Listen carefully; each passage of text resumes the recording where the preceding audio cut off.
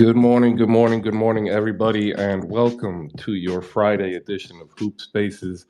No matter where you are, if you're here, thank you for spending any bit of time that you have here with us, talking about the game we all love.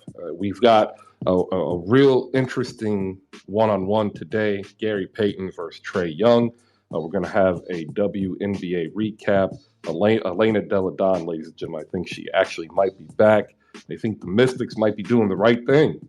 A really good job of load management on the low.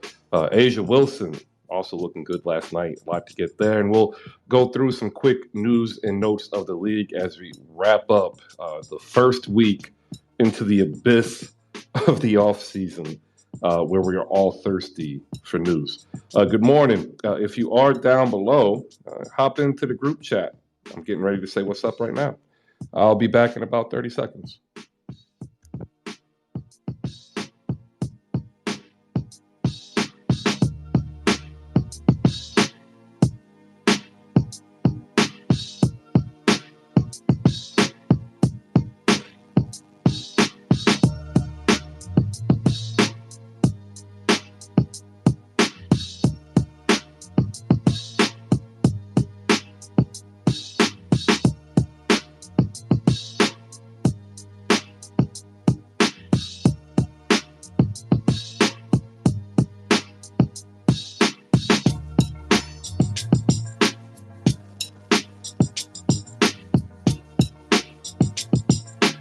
All right. Welcome, everybody. Welcome. It is Friday. It's a great day. The sun is shining. The sun shining is really good because I have a full week of nothing but rain and gloomy gray skies coming next week. It's like I've been transported into Seattle. Nothing but rain. And also, full disclosure, I have not slept. Uh, Rough night last night after watching the Capitol hearings. I've also rewatched it this morning. So that's on my mind. But we are here to actually talk about the game that we all love and have appreciation for. So thank you for popping in. We got some regular listeners down below. Shout out to you.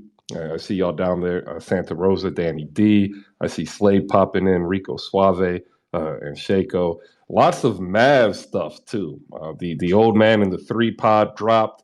Jalen Brunson said words. We'll hear some Mavs fans response to that if they want to come on up and talk about it. But also in the news, ladies and gentlemen, breaking news for that. The Golden State Warriors GM, Bob Myers, says he likes the team where they're at, and he's not expected to make any additions. That means that is one less team. That is it. One less team that would be on the KD sweepstakes. So we'll see what happens later on into the season. Shout out to everybody also who's been supporting the WNBA this season as we changed the format because, the league is over. And I had a couple more people DM me yesterday saying that, hey, they caught a couple games and it's actually entertaining. And they, like me, are stuck in a position where, they don't have a team and they don't know where to go. So if you do have, an impassioned plea, you might be able to recruit some more fans. All right, you know the drill. If you want to come on up, raise your hand, like, and retweet the show card that is up top. And we will go ahead and get into it and we'll break down last night's WNBA action. And ladies and gentlemen, there was a good game. There really was. It was closer than what I think a lot of people know, but this is the Washington Mystics in New York Liberty. The Mystics win 78-69. I did it again. Elena Delle Donne, 25-3-3. Natasha Howard, 17-10. The LA Sparks beat the Atlanta Dream. And the Dream, it was a funky loss, too. Cheyenne Parker led the Dream, and that was just only 10 points. And then Yeke had 20 and 5. And of course, the Las Vegas Aces held serve at home, defeated the Indiana Fever 90-77. But I want to go ahead and give A'ja Wilson her flowers, 23 and 8, and just a dominant performance. We have Dany D up here, who's ready to get in, and she can break down her Las Vegas Aces. I'm sure she caught the game on the box score. Dany, good morning. How are you? Hey, Chris. Good morning. How are you? I just literally got up. I got hit in the head by a little chihuahua to get up. So I'm up. Uh, man, you can't complain about rain because we in Texas. I ain't got no rain. So my grass is dead. It was beautiful and green, and now it's dust in places, spots. Anyway, I wish I had some of that rain. Uh, but good morning. I try to watch the Mystics and Liberty game. I missed it apparently. I saw the replay, and they were playing good. Was it Mystics or wait a minute? Was it Mr. Liberty or Mystics and Dream? Damn, that's what happens when you wake up early in the morning for me. I'm off today, that's why I can't remember. Anyway, No, am I, this ain't early. Ain't it 9 o'clock where you at? I'm not a morning person, so Oh, technically 12 o'clock is the best time for me. But four-legged mutts that are is. like two-legged children. When they up, they want you to get up. So I'm up. And then I normally have to have a few drinks before I go to bed at night, so that helps too. Uh, You out here telling on I yourself. know. I'm Um, sorry. what'd you see in Go ahead. the game? No, go ahead. No, no, no. I was just asking. What did you see in the Mystics game? I saw like Elena Deladon look healthy. She did. I mean, if you look at her box score, was she like 8 for 14 or something like that? I mean, she didn't. She put like maybe she like 8 or 14 or 8 or 16. Either way, Yeah, that's efficient. From her perspective, but she still got 25 points out of that. She looked good to me. She looked healthy. She didn't look like she was, tired or aching or dragging herself up the court. I think the time management worked. I always use that logic. It's a marathon, not a race, and your goal is just to get a good spot for the playoffs. And that's what he did. He said, look, we right in the middle of the pack. We in a good place. I don't need to play her every day. If I don't have to, I just go with the team that we have, and I play her when I need her. And it looked like his plan worked. I ain't mad at it. She looked really good. yeah. 8 for 14 and 3 for 6 from deep. But more importantly, she played 31 minutes Mm-hmm. and she was 6. Yep. We got a little static from you. Are you like outside? No, you know what it is? I'm over by the door, and I'm using this stupid. Hold on. I'll switch something up. All right. Well, we'll wait for Danny to come back. Maliika, good morning. How you doing? Good morning. With the game, I mean, Elena Deladon is her. She's not even 100%, and she did damage. Against Definitely Dolson, 27 minutes, 6 points. What the hell is that? And we could have used more points from Allen. We could use Han playing more than 13 minutes. We could use that too. We also had more turnovers again. Um, and Howard and Ionescu, yeah, they did what they could, but I'll just speak that. And MJ, um, she was effective yesterday too, but when you have Han playing playing 13 minutes, Sam played 20 minutes and she only had 3 points. I mean, MJ was effective off the bench, but um, I just don't get why we're playing Han so few minutes. Ionescu, especially when Ionescu played 20. I mean, no, Dawson played 27 minutes, only had 6. Why not get Han in there some more? Like, I'm just so tired of this. Like, Dawson should be playing better. She should be, figuring it out by now, and she's just not. And we got the L, but Elena Deladon was her and did her thing, and Heiz Allen, she was pretty decent too. But and Ariel Atkins, I mean, Washington Mystics played a good game yesterday. It was tight, but it's just not. We just getting non-consistent production from Dawson, and it's The, driving me nuts. the scary part with the Mystics is like Alicia Clark didn't do anything, and like she's supposed to be there to kind of like be a catch-all, give them 10, and she didn't do it.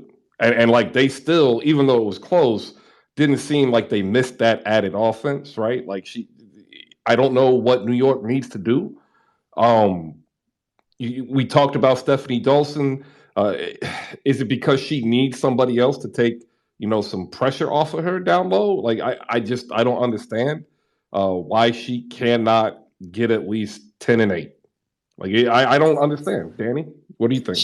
She peaked. Do I sound better now to you? Yes, Okay, yes, I put the plug-in headphones in yeah. the You phone. were is. I was just like, Oh, I'm sorry. Yeah, sorry. Yeah, she peaked. She peaked. Everybody thought that she was gonna be this great player like she was in Chicago, and it could And be she was another. pretty decent in the Olympics 3x3 too, but 5-on-5 and playing in the W was a different game, right? Yeah, So right. It's a different game. that's part of it also. That's what I'm getting ready to say. She looked good in the 3-on-3. I don't know if she's baby. Okay, I'm not. I'm a big girl, so I'm gonna say this. Maybe she needs to lose a couple pounds, maybe 10 pounds. Maybe she's not completely healthy. I don't know if she plays all season like everybody, some other players, but maybe she might need to trim off maybe 10 pounds. And you might think that's not a lot, but that's a lot for somebody as big as she is. And maybe she need to get back in the lab and work on her game and figure out what she needs to do. Um, that's I just mean, next me. year we'll have Sabali, which is good. She should be healthy next season, and we'll have Benija the whole season. But I feel like this season's been we don't have our full team. We have a key member out, but but Dolson is not it. We need. that's She's that driving me nuts. you don't have your full team. Like she should be eating. She should be, and it's so disappointing watching. I mean, to me, give Han more run. I know y'all paid Dolson. Give Han more run. That's my question. Why not play old girl? Han. Thank you for giving me her name because I can never think of You, her you, name. you know what's really funny though? Also, is like I don't normally look at the W box scores the way that I look at NBA box scores, but I did this morning because with that contract they paid it, like she needed to, in my mind, be more than her career production. And I didn't know what her career production was. I thought it was higher. She's 9.3, so rounded down, 9 points, 5 boards, 2 assists, and a block. And like that's in 23 minutes per game. Like why is she playing less? Why is she not getting more out of what's supposed to be an ascension, right? Like you signed her because she's supposed to take that next step. So maybe Danny's right. Maybe she peaked. Should ask that question. Yeah, that's a good question. Maybe she did peak. Is this disappointing? Like, it really is disappointing. So, hopefully, hopefully we could do. That contract. I just, like it kills what we could also sign with the. I might want to get in the off season because we're in season. That's kind of cheating, and kind of making excuses. But Dolson is not who I thought she was going to be. We got Han, so we got Sabali coming back next year. I mean, I, I just we're at the bottom of the barrel, but we're not getting Boston with Indiana fever down there. So we're just we'll get a good pick, and and just take this out. All right. Well, I'm also going to say, like, is it that she's a system player, and does she just need to go to a different system? Maybe that's it. Maybe she is a system player and she needs to go to a different system. That could be what it is, but it's not working in New York. It's not working the way it should. That I saw it working. Without, she should be eating more than she is. Like Cam Page is in LA has had some games, has some really good games. She's been inconsistent as well. And I'm not comparing the two, but kind of comparing the two. Like people are disappointed with Cam Page in LA, but should I take her over what we're seeing out of Dolson?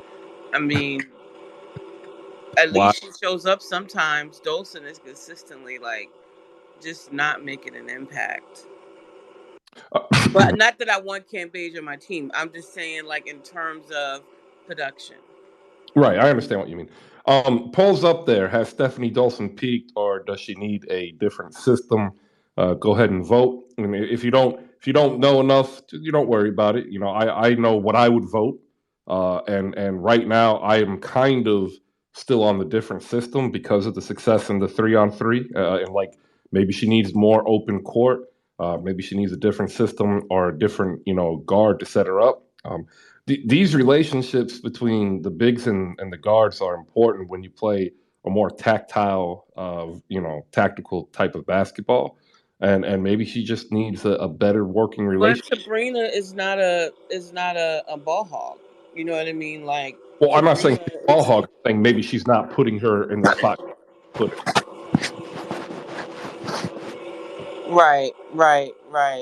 Yeah, that's all. Okay, I see what you mean.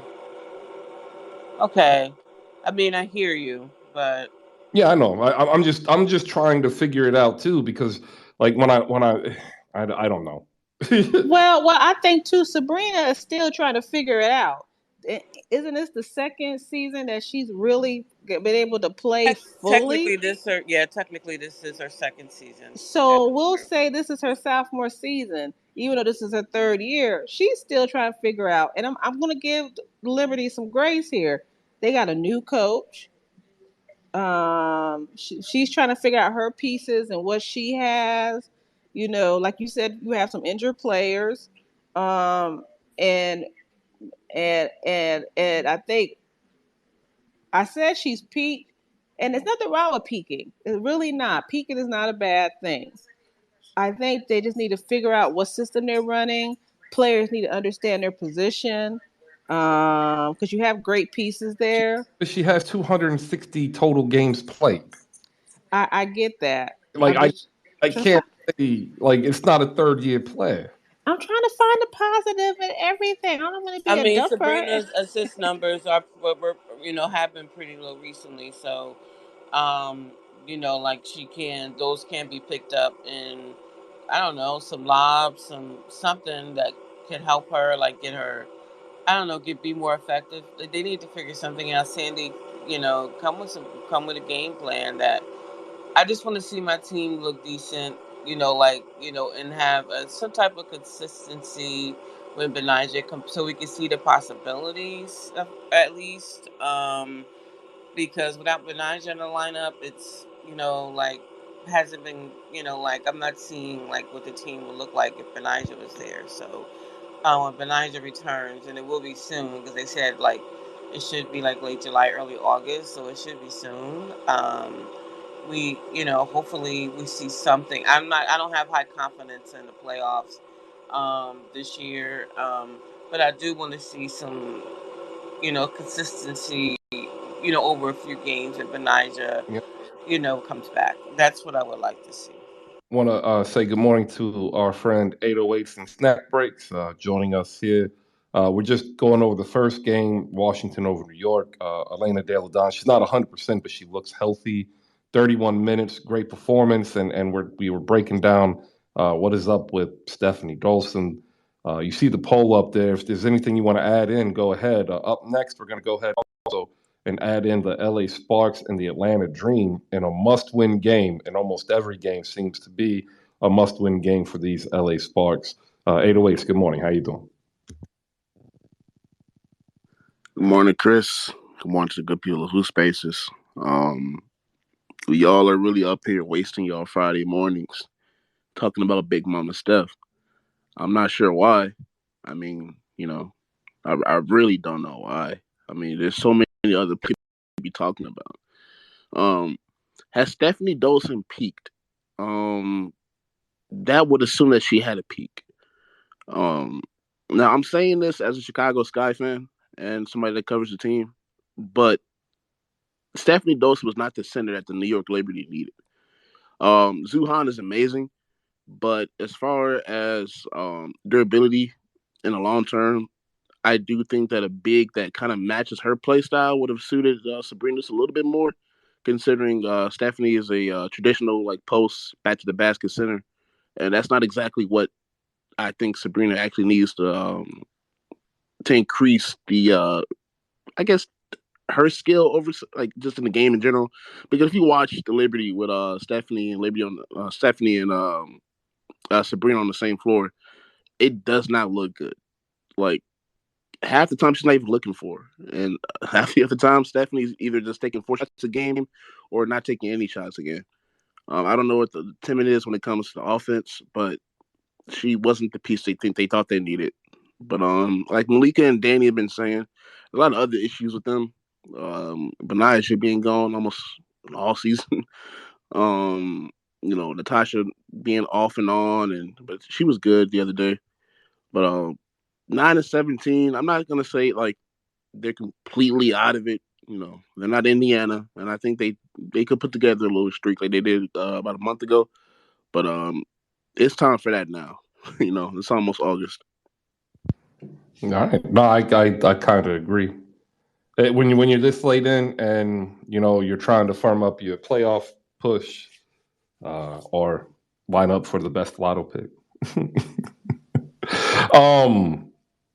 So the Atlanta Dream went to LA and they played basketball. And this is, I didn't watch all of this game. I had to leave at around halftime, like about 2 minutes, so I missed Kennedy. But Edwin was filling me in while I was moving about for my son swimming. This is what I worry about the Atlanta Dream. Like they seem to lose their identity every once in a while, and it seems to always happen when Ryan Howard has a bad game. 85-78, your final with the Sparks winning at home. They are now 7-7 at home. They're 12-14. They also now, if I remember reading correctly, they hold the tiebreaker with Atlanta if they happen to tie. Is that correct? I'm not exactly sure. Yeah, but, I thought I saw it, but then as far as the Ryan Howard thing, she had a bad game 2 for 14. I think she had what was it? 10 points, 9 rebounds, 3 assists, 5 turnovers. Like, that may be the case, but honestly, I think in this circumstance, the Sparks defense is what really enforced that. There was some bad passes. Brittney was playing the passing lanes pretty much the entire game in everybody's pocket. I know we just passed the Mystics game, but Elena Delle Donne has been going insane the last 5. She was averaging like 24 and 8 on like 50% from the field, 50% from 3, like 90% from the line. You know, does Washington have what it takes to be a legit contender, depending on EDD's health and if she stays like right up? Because if she does, I don't think anybody wants to face that team, man. Like nobody. Yeah, I don't know. I don't think anybody can beat either Chicago or Las Vegas, to be honest. I think Washington has the best puncher's chance out of everybody remaining in the field. Do you think if LA kind of puts it together like they seem to be trying to do now, that they can pose that same type of threat like maybe the Mystics do? Man, LA has had the talent and the need to do it all season.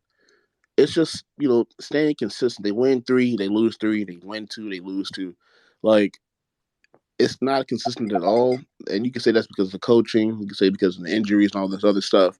But when they're locked in, I mean, they're one of the better teams in the league. And you saw that the other day, and you saw that during that 3-game winning streak, just like about a week and a half ago. But NECA is MVP candidate, man. Like I'm gonna come on say here and say it every day when she have a good game, because like I just don't know where that team would be without her, man. Like they're 2 games under 500 right now.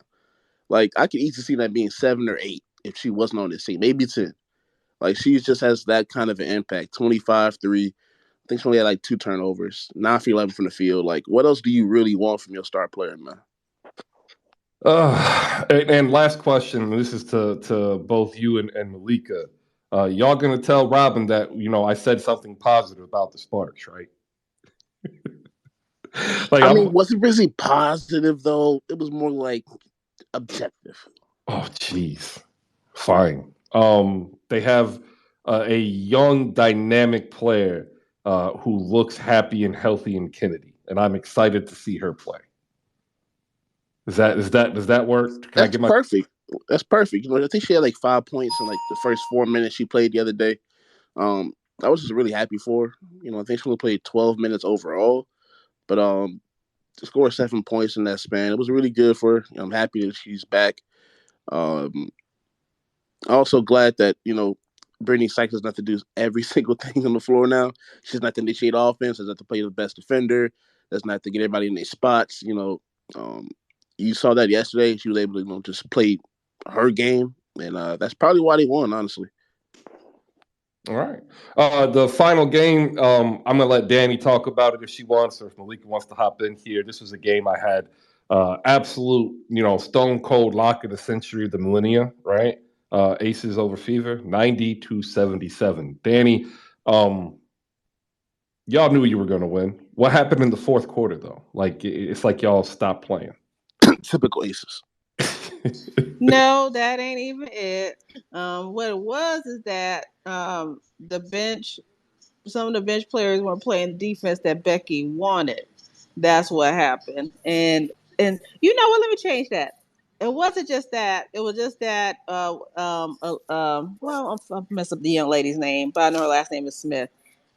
She was straight up hitting threes, and nobody was getting up on her, and that's what it was. But what I will say is this: when they move the ball, when more than one person touches the ball on the Aces, their offense is beautiful to watch. When people are making the right passes, when you're just not jacking up shots, and everybody's touching the ball, the Grave Popovich tree. When the ball is moving, great things happen. And when they are playing like that, that's when they're a good team. When they're talking on defense and communicating, and even if they're just pushing you to the right person, that's communication. When they do that, because they do play defense, sometimes they just don't talk on defense. Sometimes they overhelp. And when everybody plays their position, and I apologize for the young lady in the back barking if you can hear her. I let him outside early in the morning because 808 knows it's not as hot in the morning. So I'm trying to get the dog some dog time. He knows I'm in Houston. He's in Dallas. But I'm sorry for her barking. She stopped finally, thank God. You're fine. Anyway, yeah, I don't like him to bark all the time, even though the cars are zooming by. But at the same time, that's all it is. That's all it is. And I think, like I said, I see some good things, some consistency, and we can be more consistent on defense. And most importantly, don't worry about offense because they are strong offensively and trust each other and pass the ball. Great. Indiana got a bright future. I just don't know what it is. They got some good pieces, some good players. Henny got to play for a little bit. And like you, Chris, I was going back and forth between January the 6th and the Olympic track stuff. I was going back and forth through all these 3 programs. I should have just watched one thing on the computer. But man, my fingers were working last night. But at the end of the day, that's what it is. Fourth quarter, the bench got to hold on and be productive too. But I believe she's going to work the bench out and get those kinks out. I did see some promise with them, at least scoring, but they have to be consistent on defense and also talk. But I also think it's too, I'm going to use Chicago as an example. Yeah, y'all a great team because y'all have a relationship. Y'all all you basically brought back the same team from last year. You might have added a few pieces here and there. Our bench does not have that relationship. Okay, the only one person off the bench actually played last year, and that was Raquana. Everybody else on that bench is either a rookie or they play somewhere else. Even though we drafted Repair, this is her first year actually playing in the W. So when you have a relationship and your bench understands your schemes and stuff like that, that's where the relationship and the connectivity comes from. That's why our bench is sometimes not trustworthy in many cases, and sometimes you need one of the starters to be in there with them. Now, this is where I am in agreement with everybody else. Now I'm going on a tangent. Sorry, Chris. I think one or two of the starters might need to come off the bench, and then maybe put one or two of the bench players in there to start, or maybe just one at the end of the day. So then we'll have some type of connectivity coming off the bench with Raquana. That's just me. If we don't win the chip this year, I'm okay with it because I didn't even expect us to be here with the new coach. I thought it was gonna be some bump. I thought we might be where Washington is. No, Danny, I'm you hear being real. yourself? Bit You hear of No, yourself? hedge. no, no. When they signed Becky, I didn't expect us to be 1 and 2. I thought it was gonna be a learning process for everybody. And I've always been like this. I just never had to sit in the spaces because I just discovered y'all during the playoffs. But to be honest, I've said that from the jump. But I'm glad where we at. I like where we at. I love the growth of everybody on the team. I'm just letting you know. Everybody talks about the bench. Let's let's What this bitch got in her mouth let's now? Anyway, objective person here. We're gonna bring Maliika back in because we yeah. Come we on, know Maliika. 808s go back and forth, but Maliika is an outside observer. Does that sound like a hedge to you on a future potential Aces non-championship? I'm part of me. I want an Aces championship. I want the Aces to win a championship because Asia needs. I believe Asia. That's the one thing Asia needs is a championship. The problem with the Aces, and Sabria always echoes this every time I mention um, the Aces and a championship, is they don't have a bench. And without a bench, how are you going to win a championship? And that's the like they resigned their star players, um which is great, but what do you have left over to get a decent bench to help you guys? Because you can't play these guys maximum. You need the whole game for them to be effective. You need to have a fluid bench, and the Aces don't have that. So without that, I don't know how far they can really go. Chicago, um like, looks like they can repeat, quite frankly. Like, they have a team built to win. And I know people are sleeping on the Storm, but as long as Brianna Stewart is on the damn team, there is, like, they can have a chance. So, like, there are teams in here and the W more set up for a championship than I think the Aces are. They're very top heavy. All right. If you look above you, everybody, potted meat burger with block cheddar, strawberries, Granny Smith apples on a bagel. Why are you always producing this junk up here? Why? Nobody Because there eats are this. people who eat this. Chris, Hey, That's Chris, while we at disgusting. it, that is and gross. I'm we a talking, just go on mute until y'all move past this. Thank you. What's up, 808s? yeah, we still talking Aces and Fever. Yet, you know, shout out to Ron Howard. She's had an incredible season, but I really despise how we just jump over Ryan and skip to Shakira Austin. Like, Melissa Smith hasn't been balling this entire season, man.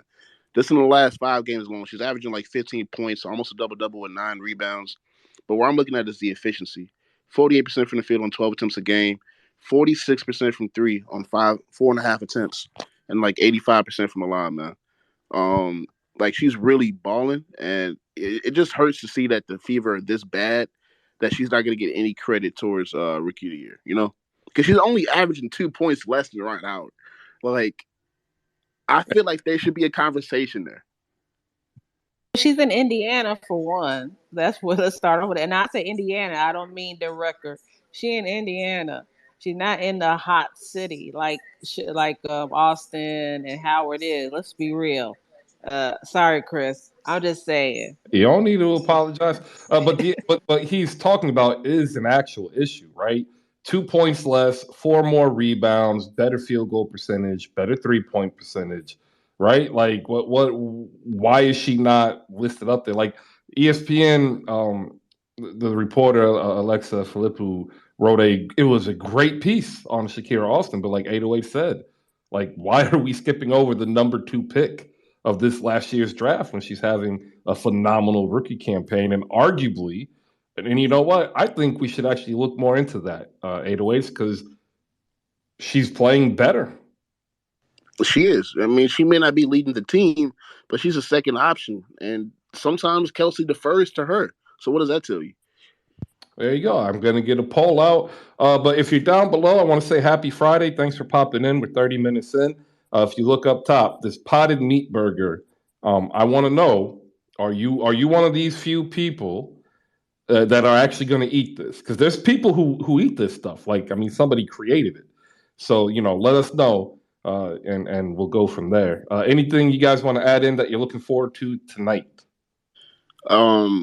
Tonight, I mean, the Sky play the Wings again, and the Wings haven't played since last Saturday.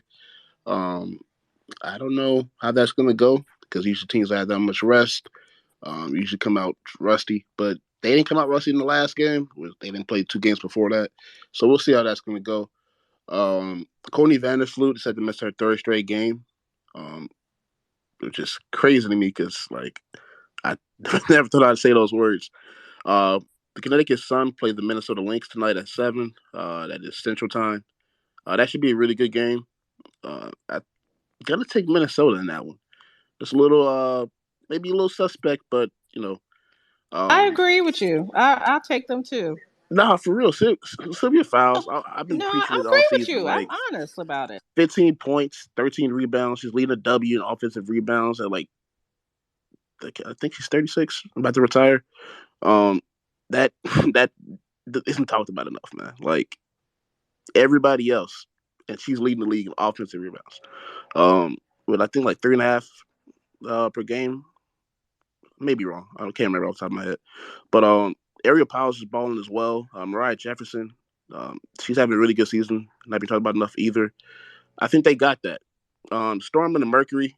I mean, we already know what this is. Let's hope the Mercury lose every single game in the rest of the season. I hope. Ow. That would be hilarious. Wow, you hope they lose. I mean, I know DT's DT. People have a love-hate relationship with her, but I'm just hoping they start playing to the level of Skylar Diggins-Smith playing because she's been, balling for the Mercury, and I hate that they lost my girl. She's in my head. Her picture is in my head when she had that ACL injury last year. 808, Kia Nurse. Oh yeah, yeah. I hate that they lost her because that would have been a big help for Skylar, also having her on the floor. But I want better for them because I'm definitely a Skylar Diggins-Smith fan. I do want to see better from the Mercury. Like they need to do something in the off season, because this is not working. But I know you said yesterday you think Skylar's coming back. I don't know. She's a free agent. Who said she's coming back? We'll see. You see, I don't want good things for the Mercury. Do the Mercury want good things for the Mercury? I'm like all the excuses I've heard this entire season. It's just crazy. Like first you had Tina Charles and you piss her off and she leaves. You got Brown Turner over there. You got Diamond Shields. And then you now you got Kayla Davis signed to a hardship contract. Like how much talent do you need to have an above 500 record? That's my only question. It's a great question. And if you look up top, there's another great question. Who is your WNBA Rookie of the Year? Go ahead and vote. Anybody else want to hop up here? I see Robyn. She has the right way. She can make it up here to gloat. The Sparks won last night, and Kennedy Carter looked absolutely amazing in the 41 seconds that I was able to watch her before I had to go to my son swimming. And I'm excited to see her be healthy because I think that she could actually be the spark that LA needs. But Kennedy, even though she's a great talent, because I do believe her talent is, she has the talent, but her attitude and her as a teammate, to me with Kennedy, because I'm not a Kennedy fan, even though she's a great talent, because her being a bad teammate and some of the things off the court can outweigh some of the talent until she balances it. Because right now it's like, yeah, you see those flashes of how great she could be, but I think some of the mental miscues and some of her, like what she's dealing with off the court, how she's dealing with it or not dealing with it is really the not dealing with it could be an issue that at some point she will have to address to really fully live into what she could become. All right, Robin has joined us. We'll say good morning and wait for her to be ready. And she might not have had coffee. Want to thank her for popping in here, though. I ran out of coffee. I have to go to the store or like a drive-through. So give me Isn't that the worst, some Lord? Yeah. grace. There's no coffee in this house, and I am a person with ADHD, so I do not function without caffeine. You don't Um, you don't have the Folgers instant packet backup. no. Ooh, I might have an instant coffee when I baked. You're Ew. welcome. We'll see. Thank you. Um, I agree with Maliika though. I would say that like I like Kennedy skills. One thing about the Sparks though is like our off the court stuff needs to get handled. Um, if we if if we are playing like we played yesterday, and yeah, it's against Atlanta, and they've had back to backs, and um, strangely, I think coming off of that high of beating Vegas might have helped us a lot because sometimes when you like have a win like that, it like messes with your equilibrium a little bit. Um, but you know, Liz came back, Kennedy came back. I think we can like make a run, but in the long term, this team, the way it's set up, is not set up for like long-term success. It's not a team in the way that Chicago feels like a team, like a functioning team, if that makes sense. And so, um, I I think Kennedy Carter is an amazing talent. I I wouldn't be sad if she wasn't on the Sparks next year.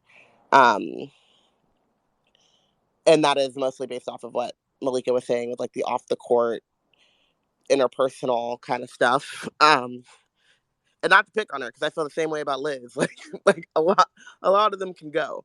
I have a whole list of Sparks that could go, um, and then hopefully the organization would start to focus on cohesion and everyone kind of working together and that kind of fluffy stuff that doesn't seem important when you think about basketball and talent, but as actually like hugely important.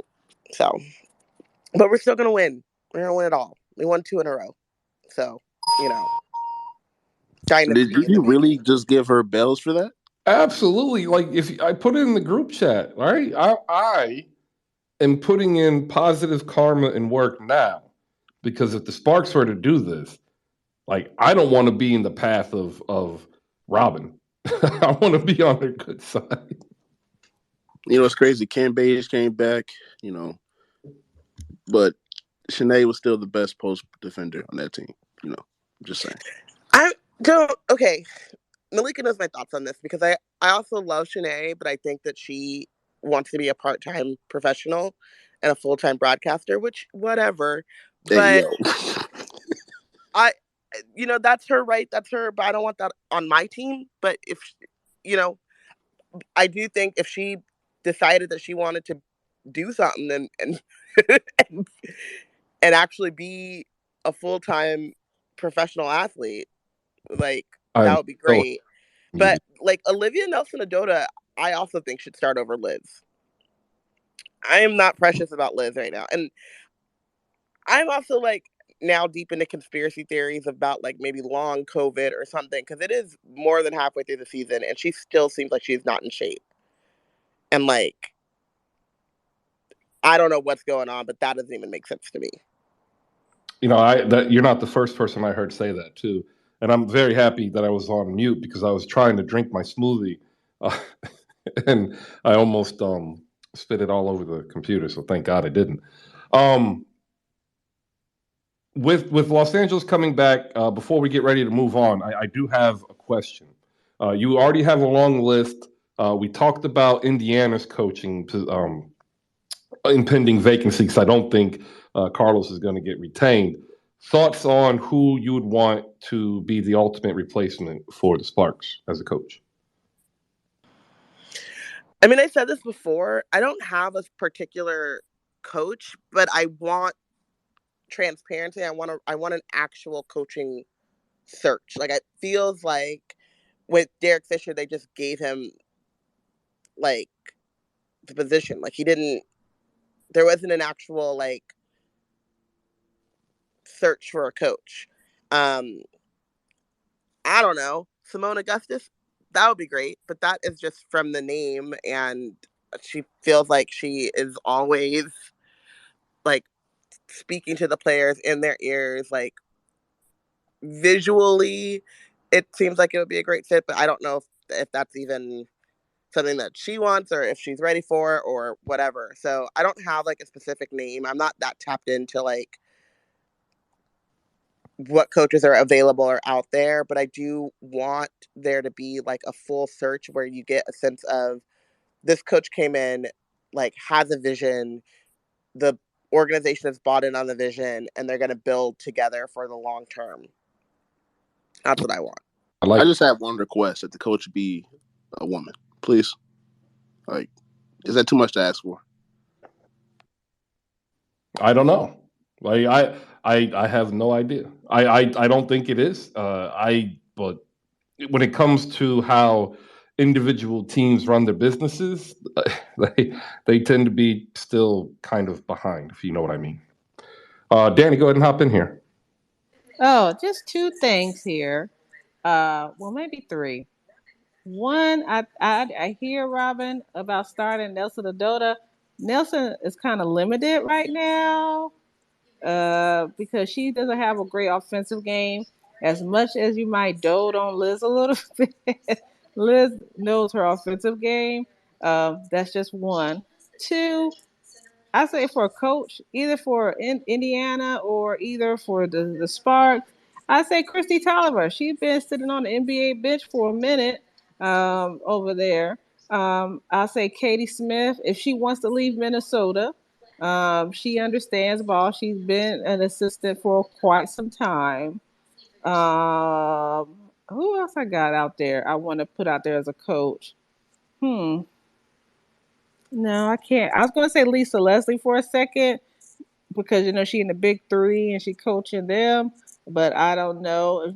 There's almost like a star thing going on, but yeah, either that or if Pokey wants to get back and become a head coach, she definitely should be one. I am in agreement. I wish more women were coaches, and we're starting to see that more often now. In my opinion. So I would like that because NBA don't have any head coach women. So until they start blending it in on their end, I'm not trying to be sexist. I just like the girls. But sometimes sometimes some men can get that out of you. I kind of see what Bill was talking about, like getting other coaches to come in and stuff like that. And to be honest, it's weird. I don't even know if he wants to do this coaching stuff. In a weird way, I wouldn't mind seeing. I just got to say all women, but I wouldn't mind seeing it. What Rick Mahorn want to do if he want to come back to coaching again? He can't be as fiery as he was in Detroit. There you go. Man, I love Rick Mahorn.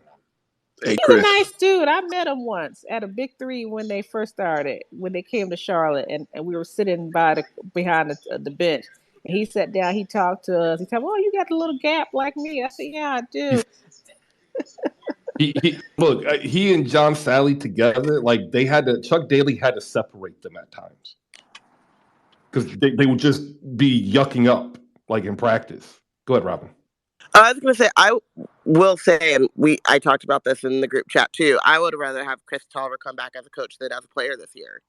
Like, I'm more than fine with that transition as well.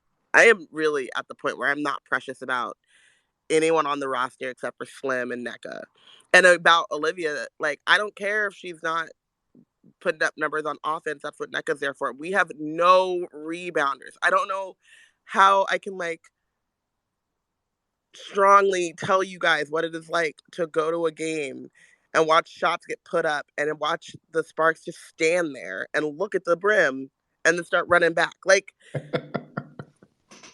it is painful. There is like no one with that kind of mindset.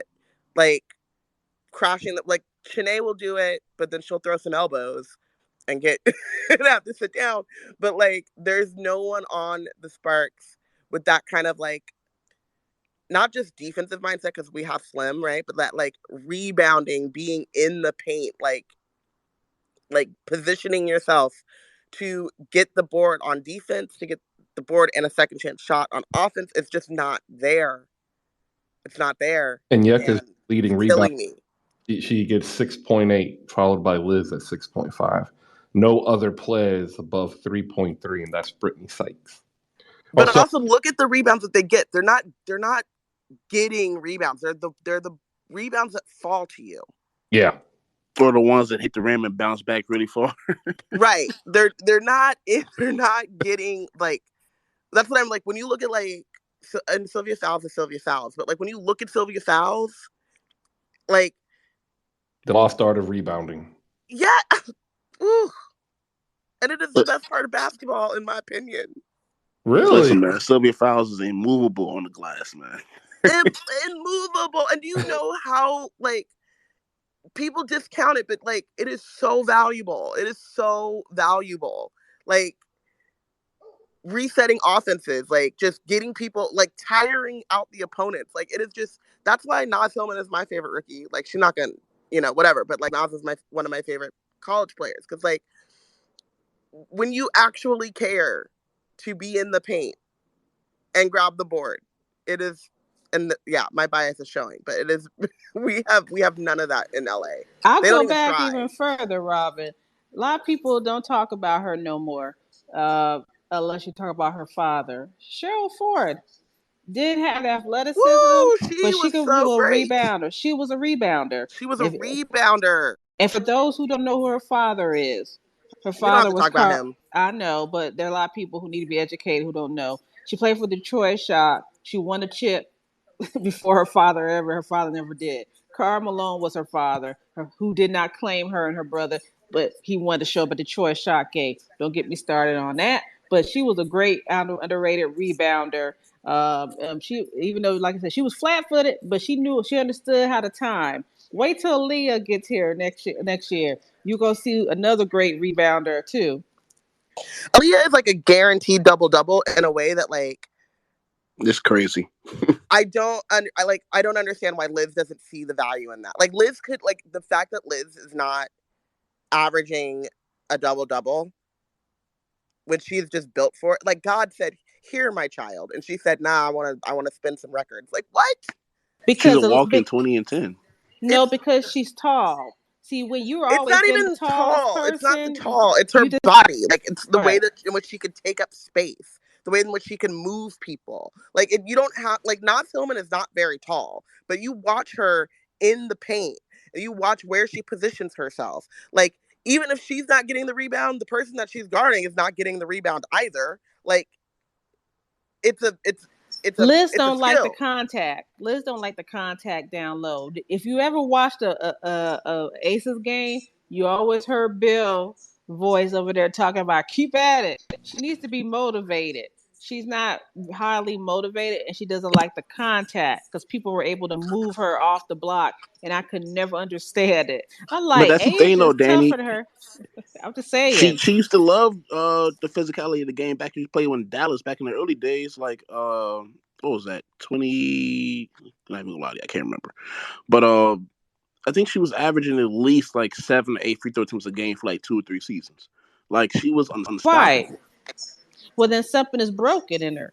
Is either like she was averaging half her points off of putbacks. Like, I don't think she loves the game as much as she used to. She's been trying to get to LA. I think eventually you're gonna hear her retire, if not in the next year or two, because I don't think she loved it. I think she loved that DJ. I'm trying to tell y'all, I'm being respectful when I talk about the DJ and the modeling. She wants to do that. Boo. All right, everybody. I don't know if she wants to not play basketball, but I feel Dany's passion about this subject that she wants. She can't go back to Australia. Oh, it's a wonderful morning. Happy Friday, everybody. I'm gonna play some music. Or Nigeria. Oh, she ain't Oh going. man, the entire continent of Africa. You know, we have it real nice here in this country at times. Not gonna lie. Tonight's games for the W. Let's do that.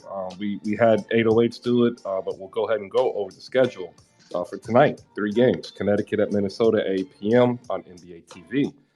8 p.m. Chicago and Dallas, and this is the one that we all need to understand. We need to let 808s have some space. It's hard when you're in the process of switching fandoms. It's okay though. Listen, We're here Chris, it's so lonely at the top, man. What can I tell you? so lonely that you have to go to the bottom. Like, that literally made no sense. And then the Seattle Storm, they go to beat the Phoenix Mercury at 10 p.m. NBA TV. I hope they beat their butts down to the ground.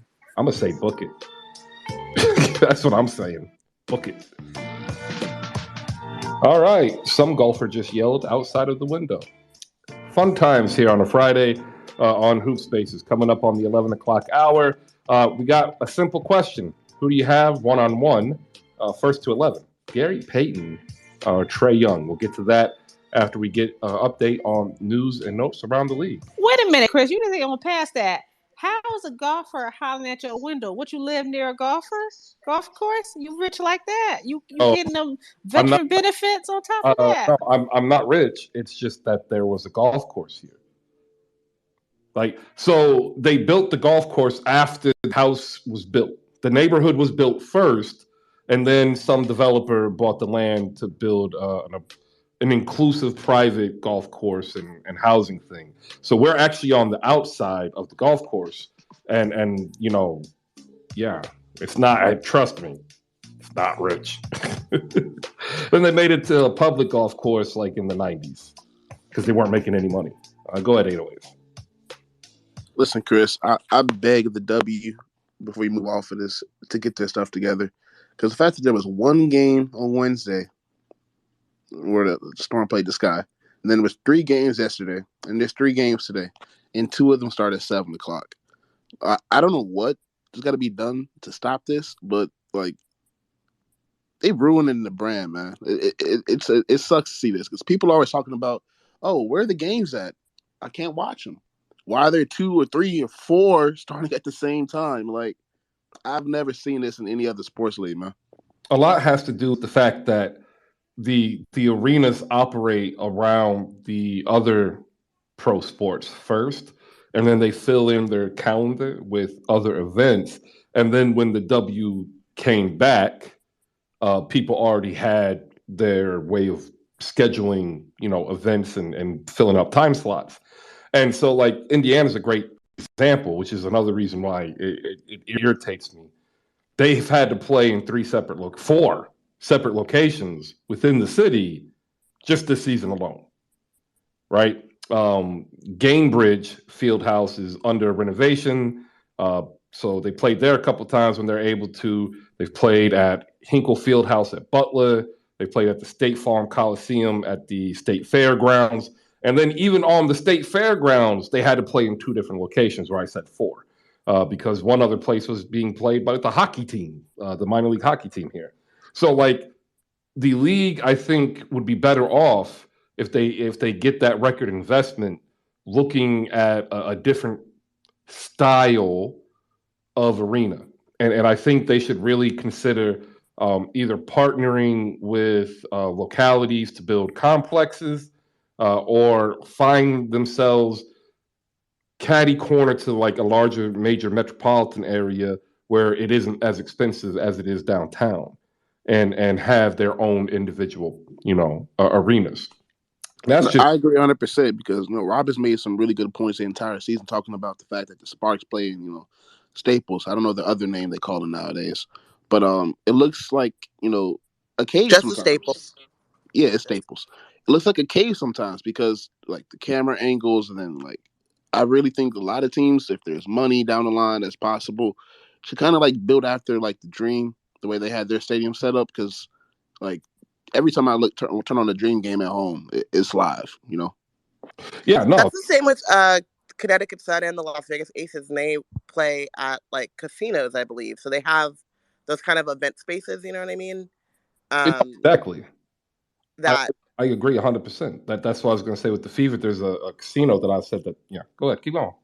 I just agree. I think that like even I don't know what's going on with the Forum anymore, but like I feel like the Sparks would do better at the Forum, or like at USC. I forget what is that called? I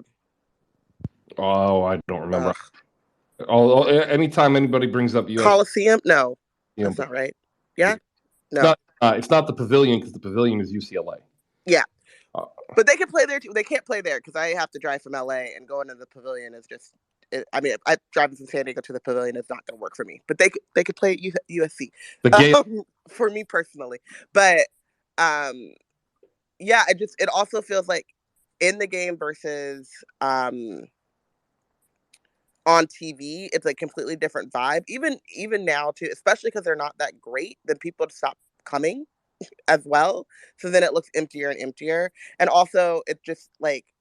The vibe at Staples, like they don't have like a lot of vendors open, a lot of things like that, because it doesn't make sense to open all of that. But then it just makes it feel like a ghost town, and that changes the kind of excitement level and vibe, and it gives you the sense of like no one else wants to be here. Why do I want to be here? You know what I mean? It makes it. I love the Atlanta arena. I will say that, like, I like the way I need to go to a game in Atlanta. I really like the vibe there on TV. I have to see it. The crowd is important, and a lot of people like that. It goes back to the common understanding that home field advantage is important because, like, the energy seeps into the players. It seeps into the crowd members next to each other, and like you guys are saying, I've seen two at Atlanta, and they are. It's like a Hawks game when they were good. You know. Not like when the Hawks are bad, they're like worse than the Heat fans. Like they are out in like 30 seconds. But like when the Hawks are good, like they bumping and like so are the Dream, and I like that. And it's like I understand my privilege coming from Chicago, the third biggest city in America, where the Sky sell out Wintrust pretty much every other game because population. But not a lot of these other teams don't have that luxury or the luxury of mass rapid transportation, which is Chicago has one of the best units in the world, and this has been noted over the last 5 to 10 years of this. What'd you say? This homerism is something else today. I'm really starting to think that 808s works for the Chicago Board of Tourism or something. Right? I want transparency here because it's getting crazy. Listen, Robin, when I tell you I can take one train ride from my house. I again love minutes. Chicago. I went to school in Indiana. I understand. I understand. I do. But hear yourself sometimes. For the people down below who don't understand, right? And I actually think Dany was added. I think Maliika added Dany. We're all in this WNBA group chat. And this man 808s is up here trying to tell us that Chicago has better tacos. Because it does. Lies. Then San Diego. Live on a throne of lies. Listen. San Diego. Chicago has the second largest Mexican population outside of California and Mexico itself. And where is San Diego located? Chicago is a city versus where is San Diego located? I can go to Mexico in 10 minutes. What are you talking about, sir? Please. You're on this losing end. Desist. It was tap out. It was 20 minutes of back and forth about tacos, and I love tacos. But like when I think of tacos in Chicago, they're not tacos. They're open-faced burritos. They're flour tortillas with like wet round. You see, that's how I know you went to the wrong place. They serve you flour tortillas. And what I'm saying is, and what I was trying to say about LA too, is that in San Diego, you don't have a wrong place. You have better places, but you don't have a wrong place. You're not going to go to a taco shop and someone give you a taco and a flour tortilla with rice in it. If you went to Evanston like Chris. Should be a crime. Say what, 808s? What about me? Yeah, you will be served a flour taco if you went to Evanston for one like Chris.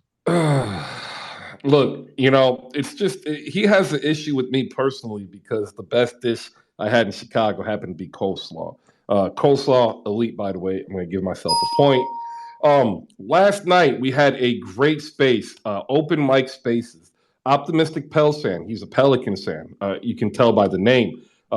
He hosts this idea of open mic spaces where you can come in and show off your talent. And most people go up there and sing.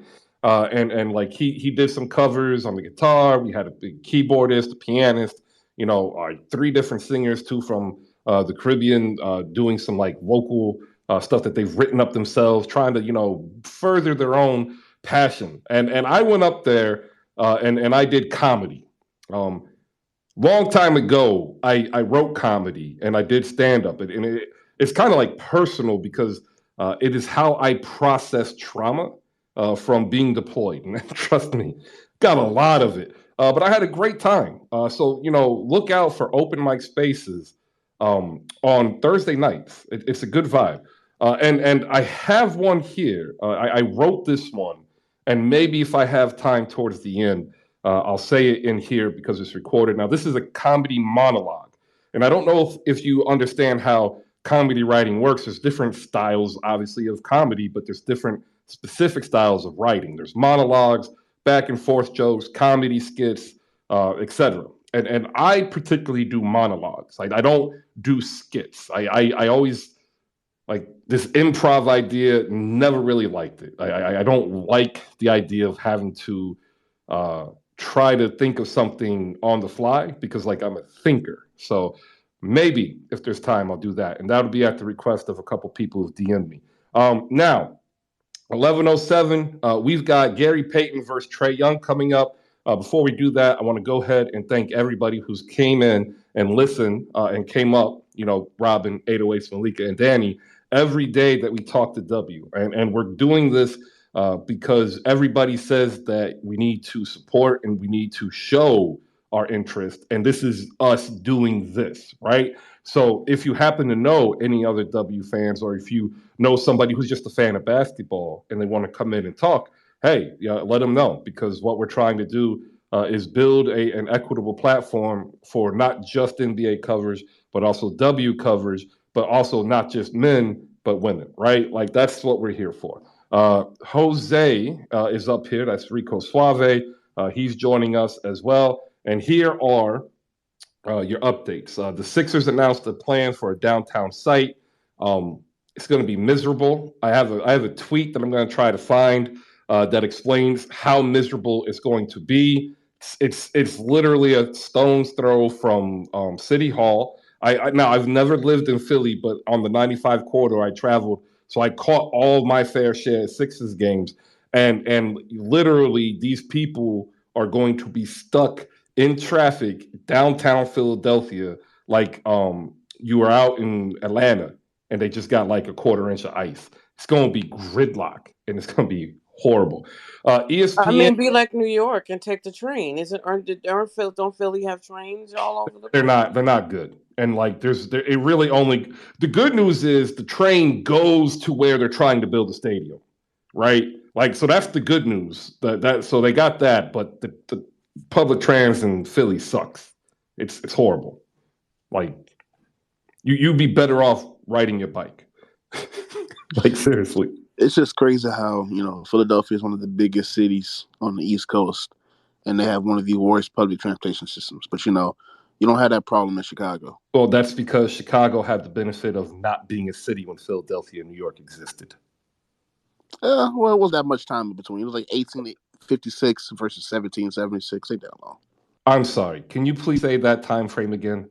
It's like 100 plus years. Okay. And how long has the country been around? I don't know. I mean, honestly, it shouldn't exist at all. Keep the buck. 808, why did you move to Dallas if you love Chicago? You just had such a love affair with Chicago. And I love hearing you talk about Chicago and your love affair with it, but you moved to Dallas. Why? Maliika, when you love were Chicago from New so York. much.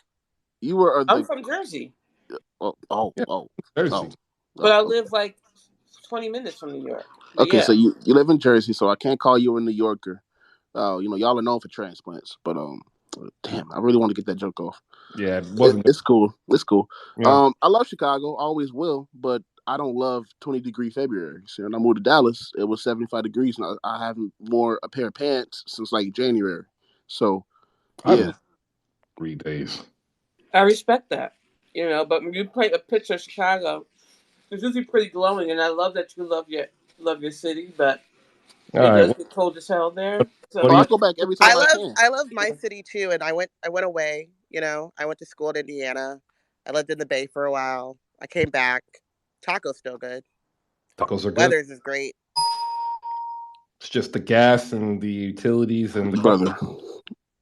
Listen, we all have our burdens, okay? Yeah. Effie, we all have pain. ESPN's Jimmy Pitaro is wanting to extend the partnership with the NBA. That is a no-brainer. Funny how nothing is said about the WNBA. Excellent chance that the NBA will indeed investigate the Knicks for tampering in the Jalen Brunson deal. Shout out to all of those Mavs fans who are calling for it. Bam Adebayo on trade rumors. If you have been living under a rock, congratulations. First off, I'm jealous. But apparently, the only way the Heat can get Kevin Durant is by adding Bam Adebayo. The Nets, like we said yesterday, are wary of selling low. There's some more news about that. I think they're actually saying that he could be had, just not at a discount. So we can talk about that a little bit later. But up next, we have Rico Suave, who's going to come up here and say some words. What they are, I have no idea. And then we'll go to CJ after Rico's done. What's up, Jose? How you doing? What's up, Chris? Good morning, everybody on stage, down below listening. I'm glad everybody could be here another day and breathe some fresh air. We gotta appreciate the time that we're here, and gotta appreciate the people that we're with. So, congratulations, you made it to Friday, like Chris said. Um, some things that I want to say is like the Jalen Brunson hopped on Old Man on the three today. Well, technically yesterday, came out today, and there was a thing that he said. He said he was like he went to the Mavs front office, um, talked to them before they even offered a contract. And then, by the time it needed to be done, business came knocking on the door. I'm paraphrasing here because I listened to the podcast like at 7 in the morning, replayed it about 3 times, and I'm just trying to remember exactly everything, but it's hard to remember that right off the top of the dome. But he said that, and it just made my ears perk because it was just like, okay, so he went to the front office, and before a contract was offered, so it made me think that back in January, he already had the mindset of leaving. At least that's what I'm getting. Of course, anybody could hear that same clip and probably get something different. And we could probably talk about that in DMs on 77 Spaces, though. We keep it moving because the Jalen Brunson talk, when it comes to 77 Spaces, will probably last too damn long. And, I ain't got time for it. 77 Spaces is doing very well, doing great in terms of changing topics and, just having fun going into the abyss of the off season. I will say, Chris, so that burger probably needs some pink sauce. We gotta combine No, more mesh together. no. He deserves a sad horn for that. Man, This is a pink sauce free space. I don't know. Maybe we need a little drizzle in it, to keep the people going. Like You know what I'm you saying? can't even finish it because you know how bad it is. Like there's only one pink sauce. It's ketchup and mayo. Okay, that's it. That's it.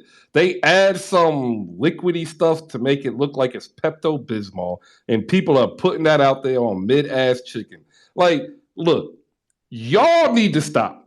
I'm good. It's y'all. I wake up and live my day, and I'm great. It's like Robin. She wakes up, gets her coffee. She's great. Why are y'all doing this extra shit? Like that's what I want to know. Hey, some people like to be extra, Hey, Chris. I Chris mean, pissed off, man.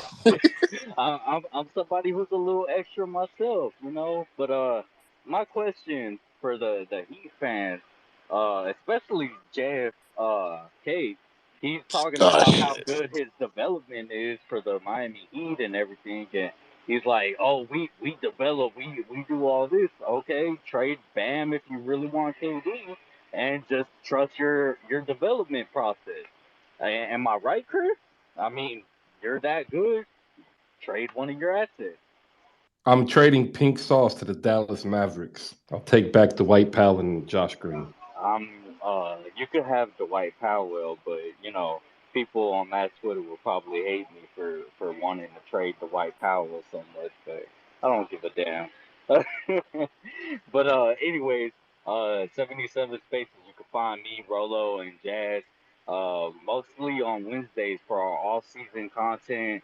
We have a really great topic, day in, day out. We just try to get what we can and just really converse with each other. And 808 stops by sometimes. So if you like the spice, the extraness of 808, go ahead and join 77 Spaces. I mean, Chris hops in too. Being the Sacramento Kings GM, he got to hear what's going on around the NBA.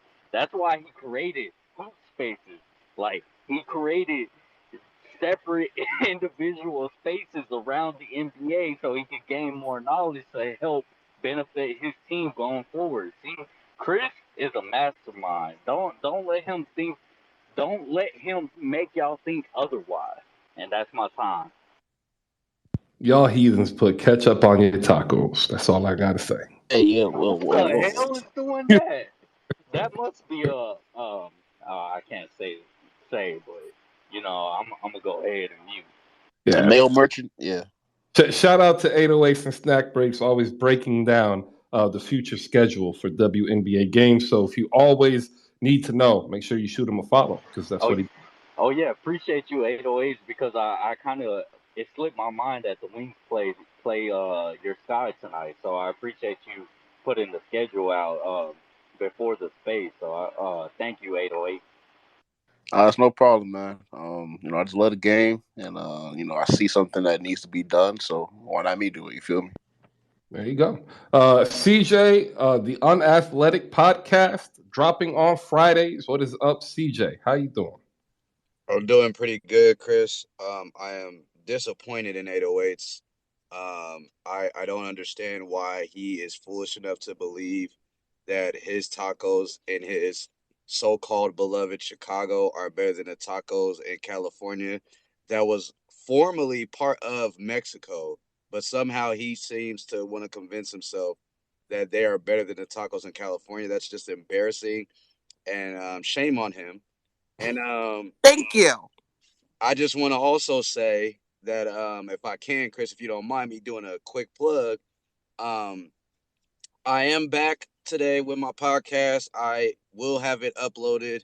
It literally will be available at 9 a.m. Pacific Standard Time, noon Eastern Standard Time. Today's episode, I basically talk about the Raiders and them starting up training camp with the NFL, and I talk the Warriors' latest free agency moves. If you don't care about the Warriors or the Raiders, I'm sorry, but that's the teams that I most know about. But I'm talking football and basketball. So tune in on Fridays, 9 a.m. Pacific, 12 noon Eastern. And Chris, that burger, absolutely disgusting. I don't understand why you insult our eyes and our taste buds with that kind of foolishness. That's my time. It is not I. It is what is either sent to me or what I find. I would never, disgrace the world of food with such monstrosity. Yeah, you're a food elitist. I don't even understand why you waste time even like entertaining it, and then you give us this kind of stuff, and then we have to somehow try to digest it visually. That's Well, just wrong. what I'm trying to do is help, though. Like you're getting stronger every day. That's what it is. First No, of all, what Chris, the hell is potted meat? You don't know what potted meat is? Chris, it listen, shouldn't man. exist. It shouldn't exist. Cows aren't in pots. No form of meat is in a pot ever, Hey, unless you're yo, cooking. CJ. Every time Chris talks about food, bro, I just realized how privileged I really was when I didn't think I was, bro. Like you've never heard of potted meat. Chris, the most strugglest meal that I've ever had in my life is a fried bologna sandwich, and I loved it. Okay, Oni is potted meat. that's not potted meat. Yes, it is. The difference is it's just not put in a can. It's put in plastic wrap. All potted meat is various meat, usually like organs and the leftover stuff, that's processed and pureed, minced, or ground, and is potted. So it's put into a can, and that's how it gets its form, like Spam. So Now, hot dogs are potted meat. yeah, well, they can be considered if they're made that way. Um, if you don't have it in the can, right, it's processed meat. And potted meat is where they actually got the basic design for the current lunch meat you buy in the grocery store. Chris, I'm just confused because for somebody who's a self-proclaimed food elitist, you still entertain some of the most disgusting things, and then you share it with us, and it makes me question, like, why would you do that if you're such a food elitist? That should be insulting for you to see, and you shouldn't even want to share it with anyone else. Well, Like, because it's I don't know what it means, but it's it gets the people educational. going. 808s just learn something. Like I should be giving myself point after point after point. Chris, That's we don't what I want do. to know what potted meat is because we don't want to eat it. Like, I don't understand, Chris. You should be telling people not to eat it, but not displaying it to us and saying, hey, check this out. Because there are people who are not food elitists. They are food communists, and they're just going to eat it because it's like, oh, that's something new. Let me try it out. Have you ever had pate? Yes, I've had pate. Did you like it? It was all right. There you go. That's Potted. potted meat. Yeah. Get I out of know here. it is. My grandma made me try it because she felt like I needed to try it. I said it looked nasty. She said, "You never know till you try He it." liked I it. said, He liked "No, it. that's not true." Hear that? He liked it. He just don't want to admit it now. Then No, guess I what, really, CJ? Chris. You are food elitist if you ate food pate. Wait a minute. First of all, let me be very clear. I'm the type of person that like. You can't explain this away. Pate is like caviar level, appetizer here. You can even use it as an aperitif in between side and main. Appetizer or small dish and main. You can use it as a small dish. You get served pate in most French 5-star or 3-star Michelin if you go by the Michelin. Hell, even 1 stars. Don't do it. You're only gonna lose, CJ. You are digging a hole. I've So had I'm not. pate, so I'm a food elitist. I'm rich. Okay. Look, I'm not gonna defend it, but like, does it matter that it came from Trader Joe's? Like, does that make me any less of a food elitist? Wait, Like, you shop at Trader Joe's?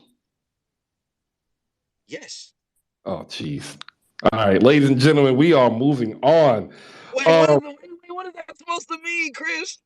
You're an it elitist. means you shop at Trader Joe's. That's all that means. Hey, Wait a CJ, minute. listen, man. Money a little tough this month. I might need some help with my light bill, bro. First of all, I'm broke as a joke, so I don't know why you even try to do me Rich like that. motherfuckers always want to say they broke, man. Yeah, I'm over here like going to Aldi's and the Dentacan store, and he over here getting Trader Joe's. Over here, First of all, Trader Joe's Kroger. is cheap though. It's not cheap. It's for like single people. right? It's affordable. Single Let people me making make over this clear. $50,000. Yeah. Nah, we It's just It's not like he said he's shopping at Whole Foods. Right? Which wait, I've never hold done. up. CJ, do you shop at Whole Foods? Hell no, that's too damn expensive. All right, I just barely shop at Safeway. the Safeways where I live, they got closed down, but 2. Look, They, I go to Food Co. and I oh, rock with food court, horrible. what's the other spot? What's my other spot? Not Smart and Final. It's Cash and carry. grocery outlet. There Yeah, you those go. we call them cash and carries, CNCs. Hey, yo, Tom Thumb is elite. Just saying. Who here likes coffee? I know Robin likes coffee. I like coffee. I'm an average coffee drinker. I only drink it when I need it. It's got to be cold for me to drink coffee, or Like I don't like Starbucks coffee, but I go to Starbucks sometimes because my son likes their chocolate croissants.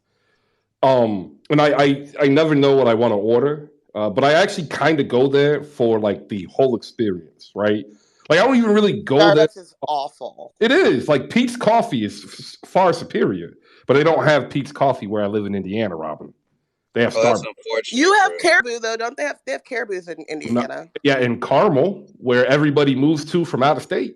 I don't know. I spend my time in Bloomington. Go to a local shop. That's where you're supposed to go anyway. The one that also, if anyone is in the Bay Area, go to Red Bay Coffee. It's a black-owned coffee. They have the best coffee. The one I like. Oh my god, I miss it so much. Like they got put out of business by Starbucks. It was called Brick House. It was local. It was good. But like the one thing we all have to like agree with, like you have to deal with the lineup at Starbucks. There's always like 6 to 8 cars, or you go inside and there's like 5 people, and I enjoy that because I'm a people watcher, and I will be looking out for like the signs of distress in people, and I will be completely oblivious. And I just want to know who else here does that. Like, are you looking to see like what type of narrative you can craft for the people waiting in line at Starbucks? I absolutely do, Chris, and I amuse myself every single time because I actually make bad jokes about it. All right, see, there you go. That's what I'm talking about. You are a food elitist, sir. Congratulations, Chris. I don't appreciate that at all. I just, there's just certain things that I've been exposed to, but I wouldn't consider myself a food elitist because there are things that I like that you've literally said were mid, and so like I don't consider myself a food elitist. Yeah, well, you don't have to. You know what's crazy, Chris? The only time I really drink Starbucks is when I'm in a relationship, bro. I ain't gonna lie to you. What? 808s? Your girlfriend makes you drink it or something? Is that what you're saying? No, not make it, but like it's the only time I really want it because I ain't really searching out coffee. Listen, bro, I don't drink coffee. But if we're in a Starbucks drive-thru, you order, I don't know, sea salt caramel macchiato, and I might take one. Oh, geez, sea salt. Like, do you hear this? Like, no, you know what? 808s is denying the fact that he actually loves Starbucks and that he actually drinks it outside of relationships. Because the fact that you noted that down like that, bro, like, come on now. Now everybody's getting their Starbucks order up here, so that tells me we in the danger zone. Ladies and gentlemen, we got 30 minutes. It's a short show. I'm not going to 1 p.m. Going to 12. The final discussion we have up here: Gary Payton versus Trae Young, 1-on-1. I'm going to go ahead and give the rules in a second. I want to give some shout outs down below. I want to thank Rolo for coming in and always supporting us. He and Jose and Javs were in a great room covering the Dallas Mavericks called 77 Spaces. Optimistic Pels fan is in here. He will tell you I actually did the stand-up. It's not my fault y'all missed it, okay? It's your fault y'all missed it. I did 2 monologues, and he can attest to it. People actually laughed. So, like, it's partly funny. Shout out to Kent, just a clam in the mud flaps of Portland. Shiecko, JF, I live under a rock, Cake, and Eddie is going to come up here soon and tell me how I am trolling NBA Twitter on this 1-on-1, and I don't really think I am. Shout out to Nightingale, Dylan, and a whole rack of others. If you want to come on up and give your thoughts on Gary Payton and Trae Young, raise your hand. Here's how it works. Hoop Spaces 1-on-1 is simple.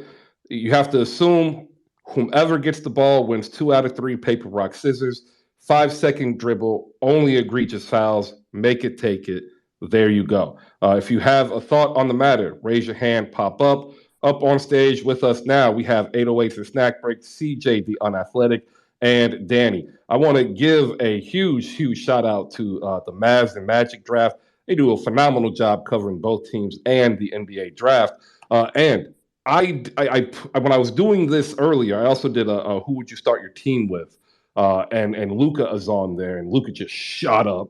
But like somebody said, Luka couldn't play defense, and like y'all need to stop because he can play defense. Just go to StatMuse if you don't believe me.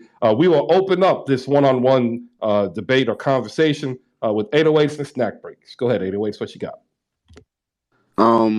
Yeah, I don't know, honestly, because Chris, I've been saying that you're bored, with these one-on-one things, but I don't know. People seem to really enjoy them for some reason. I'm not saying they're bad. It's just like the choices is like crazy, man. I ain't gonna lie to you. Gary Payton versus Trae Young. Like, Trae Young does not get off the blocks. Like, Payton locking the man up the entire game. It's not happening. And it's hard to have these conversations, man, with people that didn't actually see Gary Payton live, because you'll never be able to replicate what he meant to that Seattle team, man. Yeah, I mean, I've seen both live. I think Trae Young can actually beat him. You laugh. I think he has a chance to beat him. Listen, man, I seen Trae Young shaking his boots with Larry Marketing standing in front of him. So I don't know what you want to do with that. CJ, hop in here as 808s tries to go off the top rope of Laurie Marketing. Yeah, I that to me was comedy. The fact that he said Trae Young was shaking his boots because of Lowry Marketing. Like, let that sink in for a minute. Like, Lowry Marketing had somebody shaking in their boots. That is hilarious. But for me, I gotta go GP. For the simple fact that I think that he, like you said, egregious fouls, and I feel like GP is such a great defender that he'd be able to defend Trae Young in such a way that he wouldn't get any egregious fouls, but he'd be physical enough with him that he'd move him off his spot to not be able to score on GP as much. So I would say it would be a situation where I'd say the game would be relatively tight. I'll say 11-7. Over here, people telling me like Gary Payton gonna win hands down. You give me a score of 11-7. I didn't say hands down though. I said it would be close. All right. We got Who Runs the City. You can catch them because there's two of them. Big Fan Breezy and I forget the other one. Man, T-Time. Yeah, don't worry. I'm bad with names. It took me 2 years to remember my son's swimming coach. So like, nah, man, you actually good with names, man. Trust me, man. You doing great, Chris. This is one of the best spaces. I appreciate it. Appreciate it, T-Time. Your thoughts, one-on-one, 1st to 11, Trae Young, Gary Payton. I think I'm going to run with CJ on this. I think, Trae Young was responsible for the rule change when it came to, being fouled by the offensive player. And Gary Payton, he's from the old school. That kind of tough, tenacious defense on a Trae Young will make him uncomfortable. And when he probably would get open, he'd be out of rhythm. And I just see GP manhandling Trae Young. You know what I'm saying? Trae Young is a great scorer, but if it's relied on egregious fouls. You said egregious fouls. So if it's, I don't see Payton doing that. I just see Payton being more physical. I think both of them are competitive. But yeah, I'm gonna go with the glove on this. And please, man, check me out 7 to 9 p.m. We on a show tonight, 7 to 9 p.m. Me and T-Time, we do Who Run the City, the podcast. That's Knicks versus Nets. But we got smoke for any teams, Philly teams. Shout out to Chris. We got smoke for them too. But it's Knicks versus Nets, Who Run the City, the podcast. And 7 to 9 p.m. at 8 o'clock, you could call up and chat with us, man. But yeah, I got the glove. I'm going with the glove 100%. All right. Question, just quickly. Anybody here ever see Trae Young play one-on-one? No. Okay. I've seen it once on video. All right, I've got to find a couple of highlights then, because he's a completely different player one-on-one than when he's on the court as a teammate. And I'm getting the vibes that nobody has seen Trae Young play one-on-one. Like, now I'm sitting here like, damn, I'm gonna have to call Alex and be like, bro, you gotta get in here. Because like nobody's seen Trae play one-on-one. He is almost Isaiah Thomas-esque in terms of speed, directional change, and body control. I want people to understand that. And I remember growing up, one of the debates that the old school, new school had was Gary Payton versus Isaiah Thomas. And like, to me, Isaiah Thomas beats Gary Payton. And like, because Isaiah Thomas beats Gary Payton, I kind of see, like, I know Trae's working with Steph's trainer. I know that the game's changed, so people want to make the quote obvious link between Trae and Steph. I have never said Trae was Steph. Trae is far more of a shooting Isaiah as opposed to a driving Isaiah, in my mind, due to the positional control and change of direction, speed, and tempo, and his ball handling. That's just me. 808s, hop back in here, and then we'll go to CJ. And then Danny, if you want to pop up, let us know.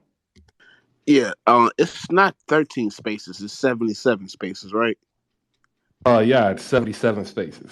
Okay, I'm just making sure, because it sounds like some people really forgot who is the leader in Dallas right now. I'm just asking. Oh, well, the leader in Dallas is Mark Cuban, and the fans aren't happy about that. Is he really leading anything? I mean, he can't even lead his own hairline.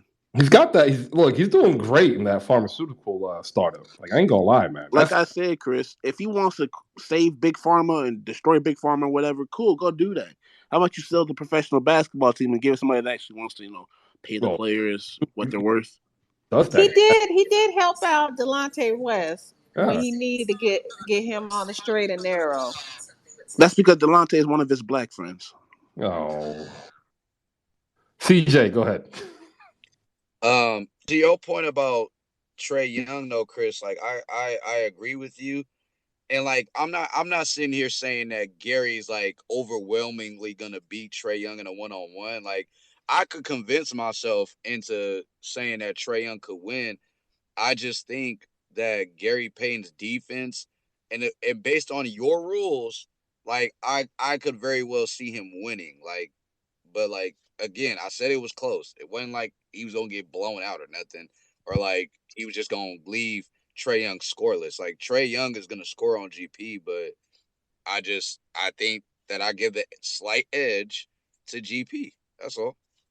All right. I'm getting that feeling, that funky feeling that nobody has seen Trae Young play 1-on-1. Danny, hop up in here. I know you remember Isaiah Thomas, so what are your thoughts with my correlation between Trae and Isaiah, more so than Trae and Steph? And since you also watched Gary Payton, does that change your mind on how this 1-on-1 would play out? Unfortunately, no, it doesn't. I just like Gary Payton better. He got more of that dog in him, that dog that you can't replace. I hear what you're saying about Isaiah, but see, Isaiah was a different kind of player. He was a floor general.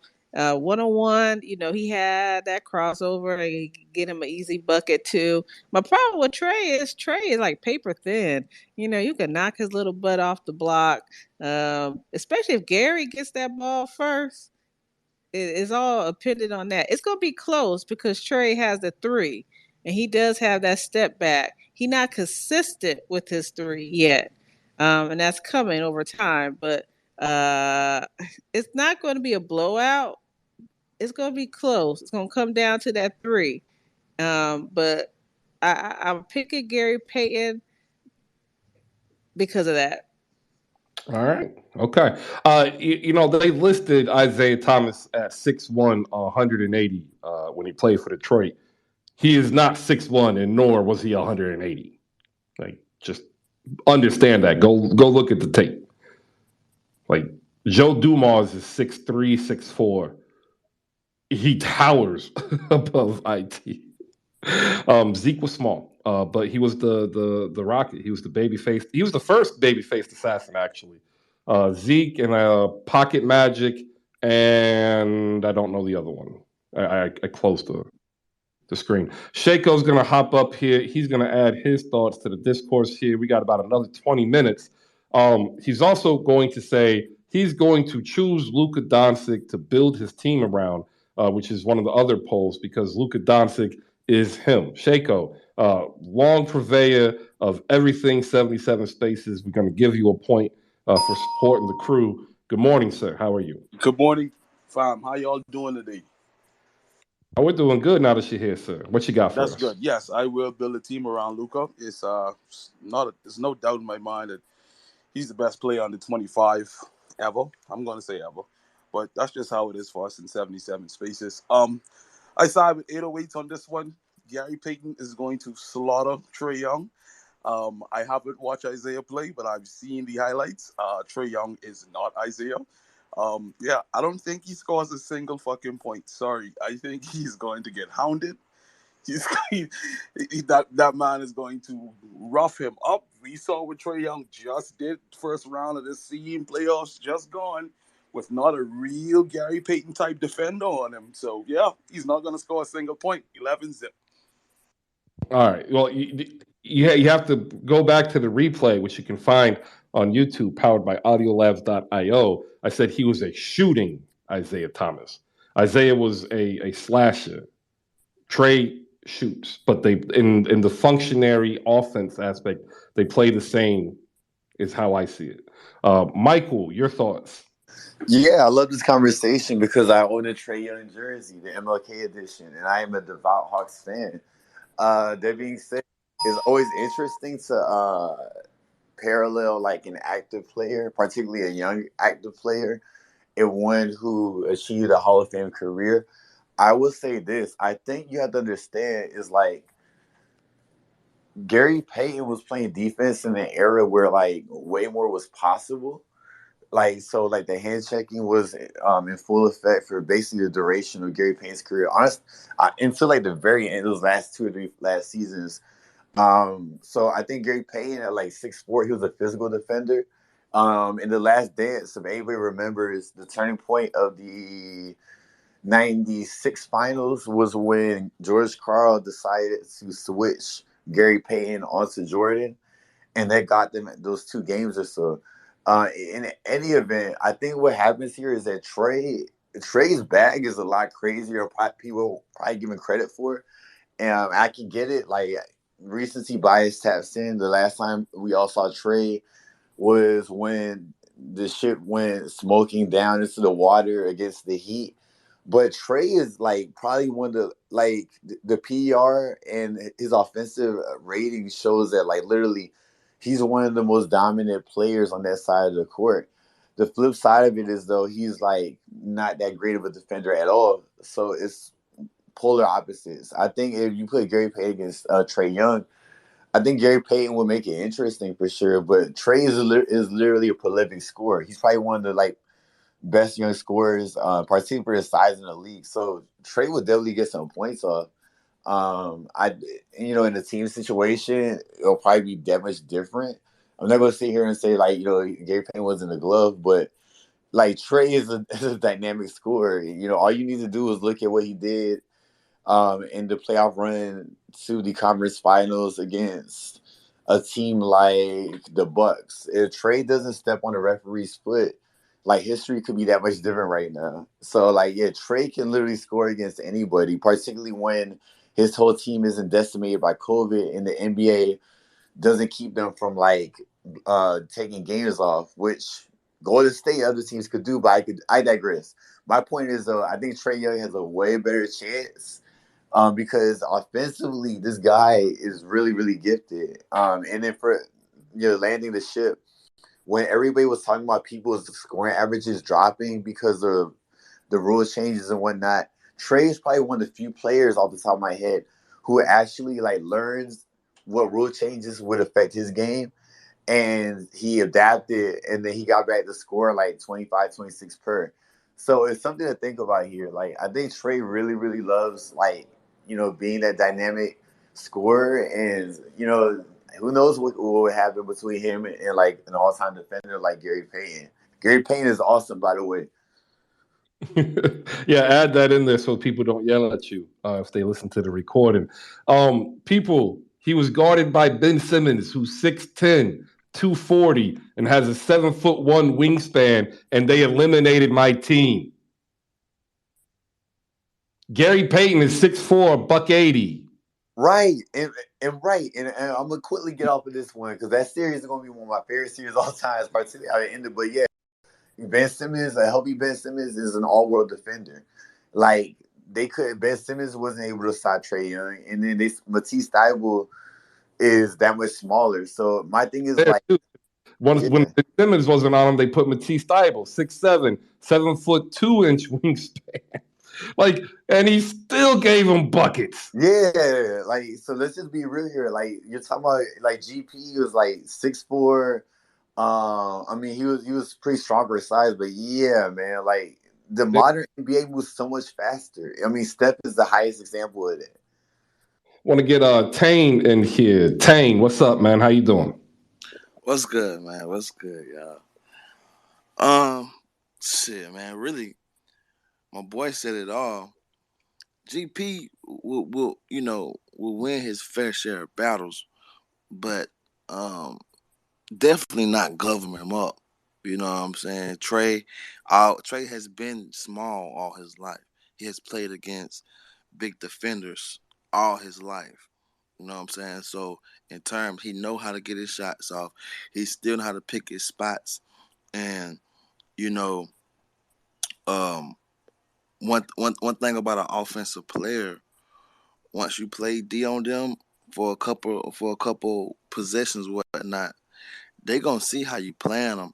And most offensive players have so much in their bag that they can just go to something else. They could just, they can just counter you. As a defender, it's hard to counter. But as an offensive player, you be having so much in your bag, so you could just go to one of your other little things. You know what I'm saying? Yeah, no, I know. And one-on-one is a little bit different. And I just that's why I say Ben Simmons 6'10", 7-foot wingspan. Matisse Thybulle 6'7", 7-foot wingspan. Who else did he play? When they lost to Miami, right? Jimmy Butler was on him. They switched and Bam was on him, and he still scored. The rest of the team didn't, do as well. So like he's shown this against players who are bigger and equal or near equal to the defensive acumen of Gary. That's why I'm asking. I think this is an actual closer one-on-one than a lot of people want to give it credit for. Like I'm looking at some of these replies and they're like, "Why are you trying to set Trae up?" I'm not.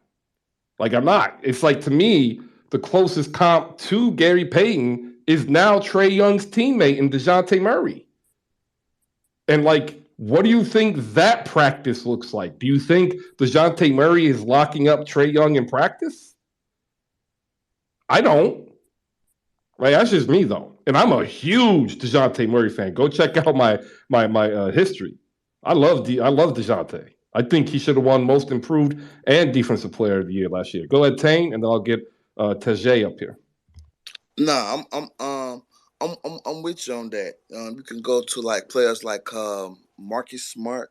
You know, I think he got a little Gary Payton in him with the trash talk and the size. I think they both like 6'4" or something like that. You know, but as much as defense as good as defense that Marcus Smart play, um, I mean, still, man, we talking people. Okay, let's take it like this. Even Isaiah Thomas, man, he still will cook a lot of great defenders because most times in the NBA, the offense just has the advantage. You know, Oh um, yeah, no, it's exactly that. and you're more of a on a defense. You more of a it's more of a reaction. You know what I'm saying? The offense, man, especially when you got the skill set as like people like Trae Young. See the new NBA, the skill set is a little different as far as like dribbling and fakes and footwork. You know what I'm saying? Um, Gary Payton didn't have to D up a lot of people with the dribbling skills of a Trae Young, Curry or Kyrie. Those and the footwork wasn't the same also. And with his defense, you know, Gary Payton could slow you down because he can grab on you a little bit. He can hit you with the hand check. You know what I'm saying? But you still seeing guys still get their rocks off whenever it was time for them to get a bucket, they were still gonna get a bucket. So I think Gary Payton gonna win his fair share, but I don't think it's a landslide. All right. I'm going to go to another Atlanta fan. My guess is he's also going to pick Trae Young. And if Eddie can pop up, he's going to give y'all a history lesson and tell you why it's Gary Payton. Go ahead, TD. What's up, man? How you doing? What's up, bro? Hope everyone's having a good day. Also, shout out to Optimistic Pelicans fan for having an awesome spaces last night where we all got to see. That was a lot of fun. But yeah, man, Trae Young, like, I don't get the disrespect, man. Like, what more does this guy have to prove? Like, he, in his third year, goes to the Eastern Conference Finals, beats two of the best defenses that season. The Knicks, I'm pretty sure, were rated first in defensive rating, and the Sixers were actually ranked second or third, I believe. And Trae Young massacred both of them. I mean, it's just, I don't understand what more this guy needs to prove. And I feel like people underrate how much of a great ball handler Trae Young is, too. Honestly, he's probably second or third to Kyrie and maybe Steph in ball handling. And it's just, I feel like people are underestimating how good he could do against someone like Gary Payton, who, mind you, he is one of the greatest perimeter defenders ever. But I feel like people don't really see how great of a slasher Trae Young is as well with his floater game and stuff and his like extended shooting. Like, this man is still in his like fifth year now, and his range is like Steph Curry like. And there's a chart that shows that Trae Young is one of the most efficient scorers from extremely deep, like from half court range. He can make those shots, and it's just Gary Payton. I get that he's called the glove, like he was locking people up. I get that, and he'll definitely score his own because Trae is. I will admit it. He is one of the worst defenders. I've seen it myself. He is definitely one of the worst defenders, but that's why we got DeJounte Murray. And as Chris was saying, DeJounte Murray is comparable to Gary Payton. And DeJounte and Trae honestly could go back and forth. And I honestly could see Trae beating DeJounte because Trae led the league in points and assists last season. Like, he is that guy. And people need to start seeing that, in my opinion, man. All right, there you go. I think personally it's close, and I think it's actually probably closer than most people give. You heard an 11-7. I actually think this is an 11-9. I think this is basically the last person scores twice. That's the one because the one advantage Gary Payton has, without question, is he will post Trae Young up, and he will body him down in the post when Gary Payton has the ball, and he's going to score.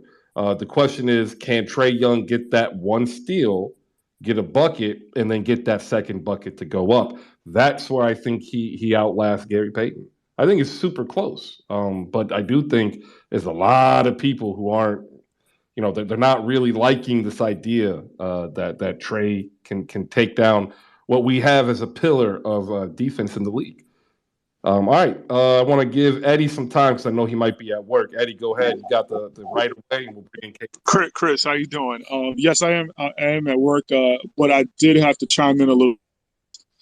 I was like, is this a real post? Are we talking about Gary Payton II, or we're talking about the GP that I know?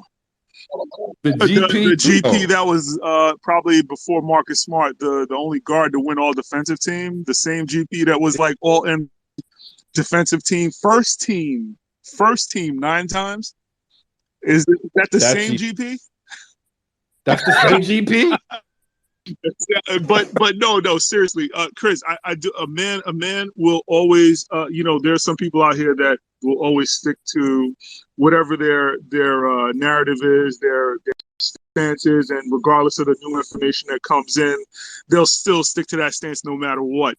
I heard a real good, compelling argument from you about the comparable to Gary Payton. And how how Trae Young, who I respect a lot. I was joking originally because I love Trae Young's game, especially somebody at his size. It always astonishes me when a player his size can dominate the NBA game, especially when you're in the land of giants.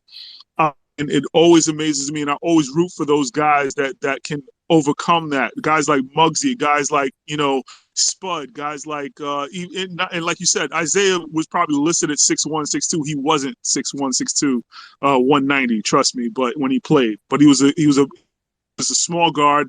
I respect all those guys that can do it. But Kenny Anderson. I'm sorry. Say it again. Kenny Anderson too.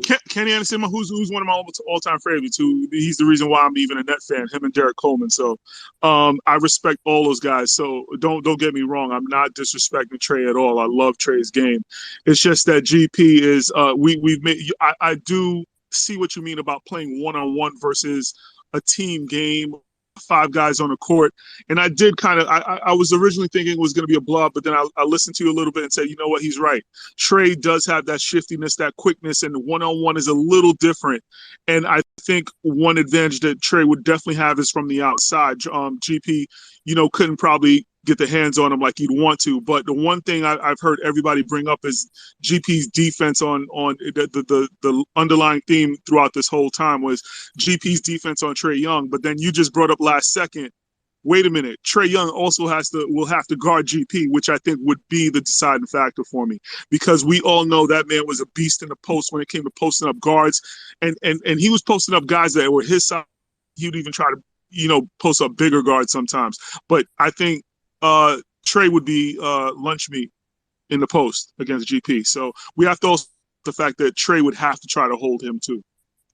All right, yeah. But I appreciate the knowledge you've been dropping, and you shift my initial thinking, and I do respect that. And yes, it wouldn't be a blowout like I originally thought, but yes, GP I think would still have.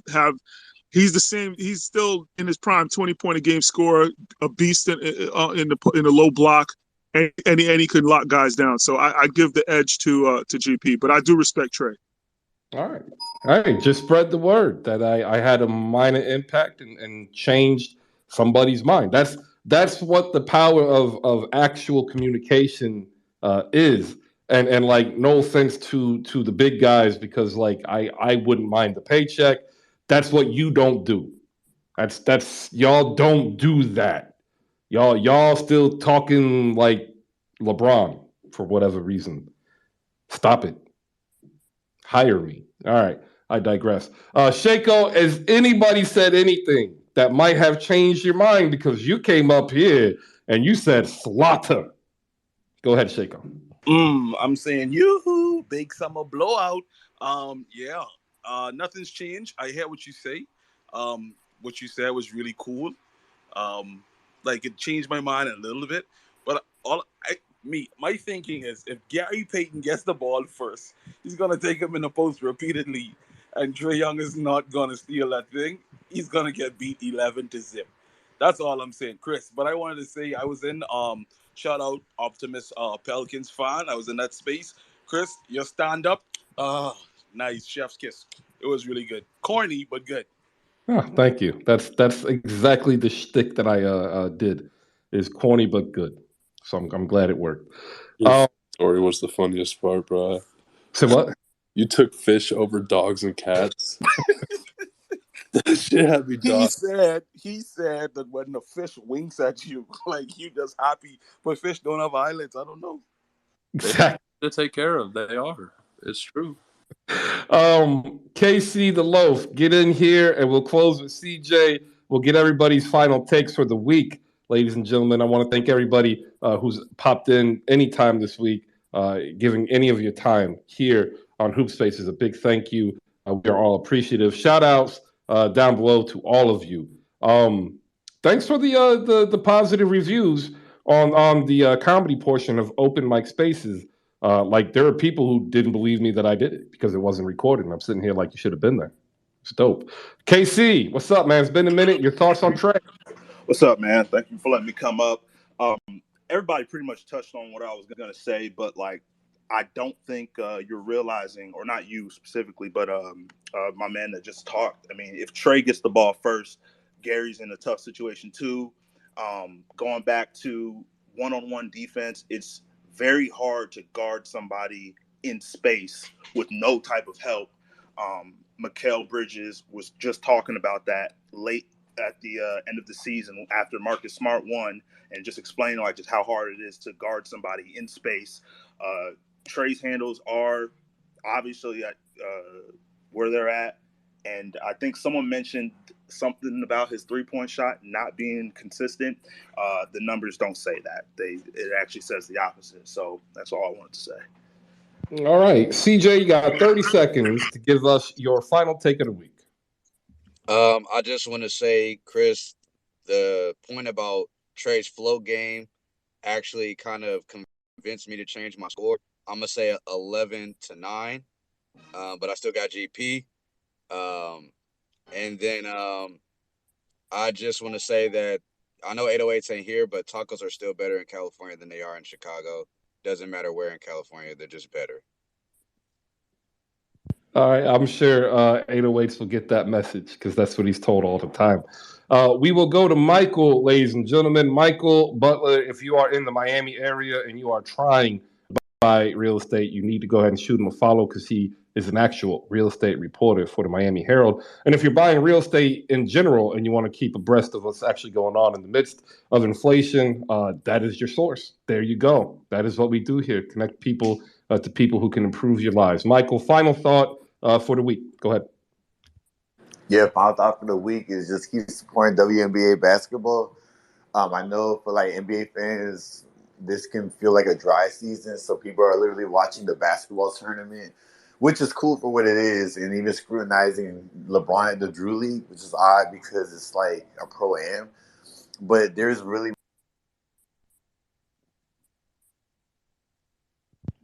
Uh-oh. All right. Next. Oh, geez. Just a bad way to go out there. Face has been glitching out a lot lately, man. Nah, that's a phone call. Shiecko, what you got? Yes. The Mavs having and then losing AJ Lawson is just very telling of the kind of off season that we had. But hey, we move. It's not much we can do at this point. We've been screaming Nico Harrison gonna get us right all summer, all spring. But is that discourse is off course right now. So we just gotta keep our heads up and just hopefully Luka take a step forward and MVP season. All right. I don't know if he's going to get an MVP season, but I know he's going to be in the discussion, top 3 at least. I have a feeling that Anthony Davis is actually healthy, and I think he's actually going to have a really good year. I think the Lakers are actually going to shock people this season. It's really weird, I know, but the imbalance that they had last season isn't going to be the same this year. The pickups that they did get, as modest as most people seem, actually are more conducive to the roster that they were wanting to build if they're building a transition offense centered around post play with AD.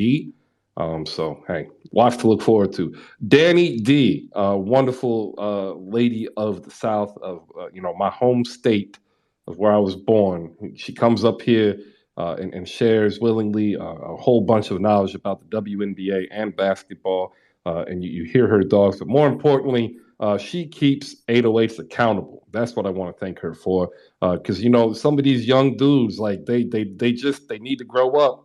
And I'm happy that I don't have to worry about doing this alone, Dany. Appreciate everything you bring to the community. What you got for your final thought?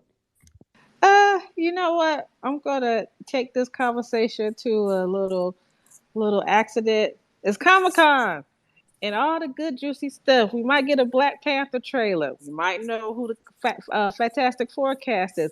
Who knows? It's all these rumors out there. But I wish I could go to San Diego and experience it, but no, I can't. I'm just gonna enjoy the rest of my day off, eat some shrimp tacos, get ready for this track and field championship later on tonight. We got the 400-meter hurdles final tonight. It's going to be hot. It's going to be fire. Some WNBA games tonight. Catch those if y'all can. I don't know. Hey, if y'all got young kids, watch y'all kids on the internet and try to make sure they're not talking to no crazy people. We got an Amber Alert down here in Houston, looking for an 11-year-old girl that got in a car with a 28-year-old man. They be having conversations. Watch your children, y'all. You got to watch your babies. That's all I got to say. Yeah, I'm with you. A lot of bad news coming out on that front too.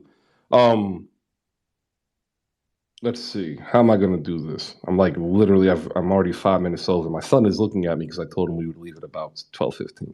All right, Eddie. I already gave you a sneak peek. I don't want you to say the name, right? But man, Monday.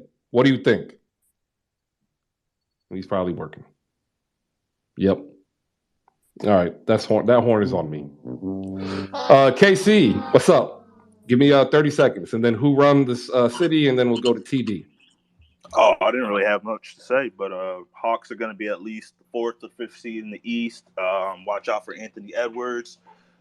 Breakout season. Detroit is on the come up, and we'll see what happens for the rest of this NBA offseason.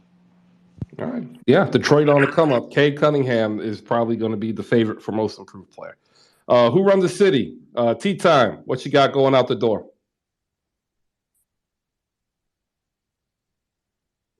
All right, man.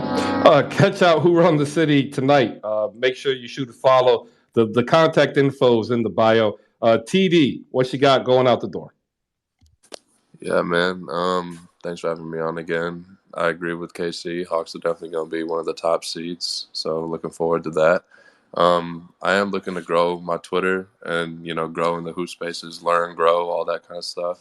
So if you mind shooting me a follow, that's cool. But yeah, thank you for having another great spaces today.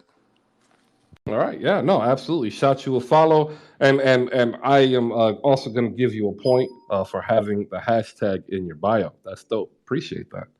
That's really cool. I don't think I've seen that yet. Like that. Looks good. All right. So like we talked earlier, I'm on a golf course, and this is to appease Jose. I think I have enough time to fit this in, right? So like the issue I have with golf is that I don't really understand golf, right? The entire point of golf is to play as little golf that you can actually play, right? Like they don't want you to play golf. The less golf you play is the better you are. And I don't understand honestly how that works. So you're sitting there and you're going in knowing that the more shots you take, the worse you are, and the fewer shots you take, the better you are. So like the people who play the least golf are the best ones at it. And I don't understand how that's even possible because you're not playing as much golf, right? Like if you're not shooting shots, you're not scoring, except in golf, because you're scoring for not shooting shots. Like it boggles my mind. Like football, basketball, tennis, it's a progressive point system. You see it, but no, not golf. They just want to be different. And it bothers me. And my neighbor, we live on this golf course. Like we said, we don't live on it. We live beside it. And he golfs. And he's like, I'm going to teach you how to golf. No. But I go ahead and do it anyway. He gives me this ball, and he gives me a tee. And then he tells me to put the ball on the tee. So I put the ball on the tee, but it's in my hand. And he said, no, you need to put it in the ground. And I'm like, wait a minute. You're telling me to put a ball on a tee. Like that is weird. Like, why do we call it the same thing? They're two different things. So that's another weird thing about golf that I just don't understand. Now, if you want to get paid, you have to be able to score less than other players, which means you take fewer shots, which means you're actually working less, but you get paid more. Like that's backwards. I don't get that either. But anyway, I put my ball on a tee that's on the tee, and I take a step back and I look down the fairway, and I realize I don't play golf. So I walk up here and I try to square up this metal face on this white ball on a tee that's on a tee. And I take a swing, and the ball goes out of distance. It just flies into the tree, disappears. And so he gives me another ball and another tee. And so now I'm teeing up another tee with a ball on a tee. looking down a fairway, lining up a metal face, and I swing and the ball goes out into the trees once again, one thing is clear. I don't like golf. Thank you, everybody. I hope you have a great weekend. See you Monday morning, 10 a.m. Peace out.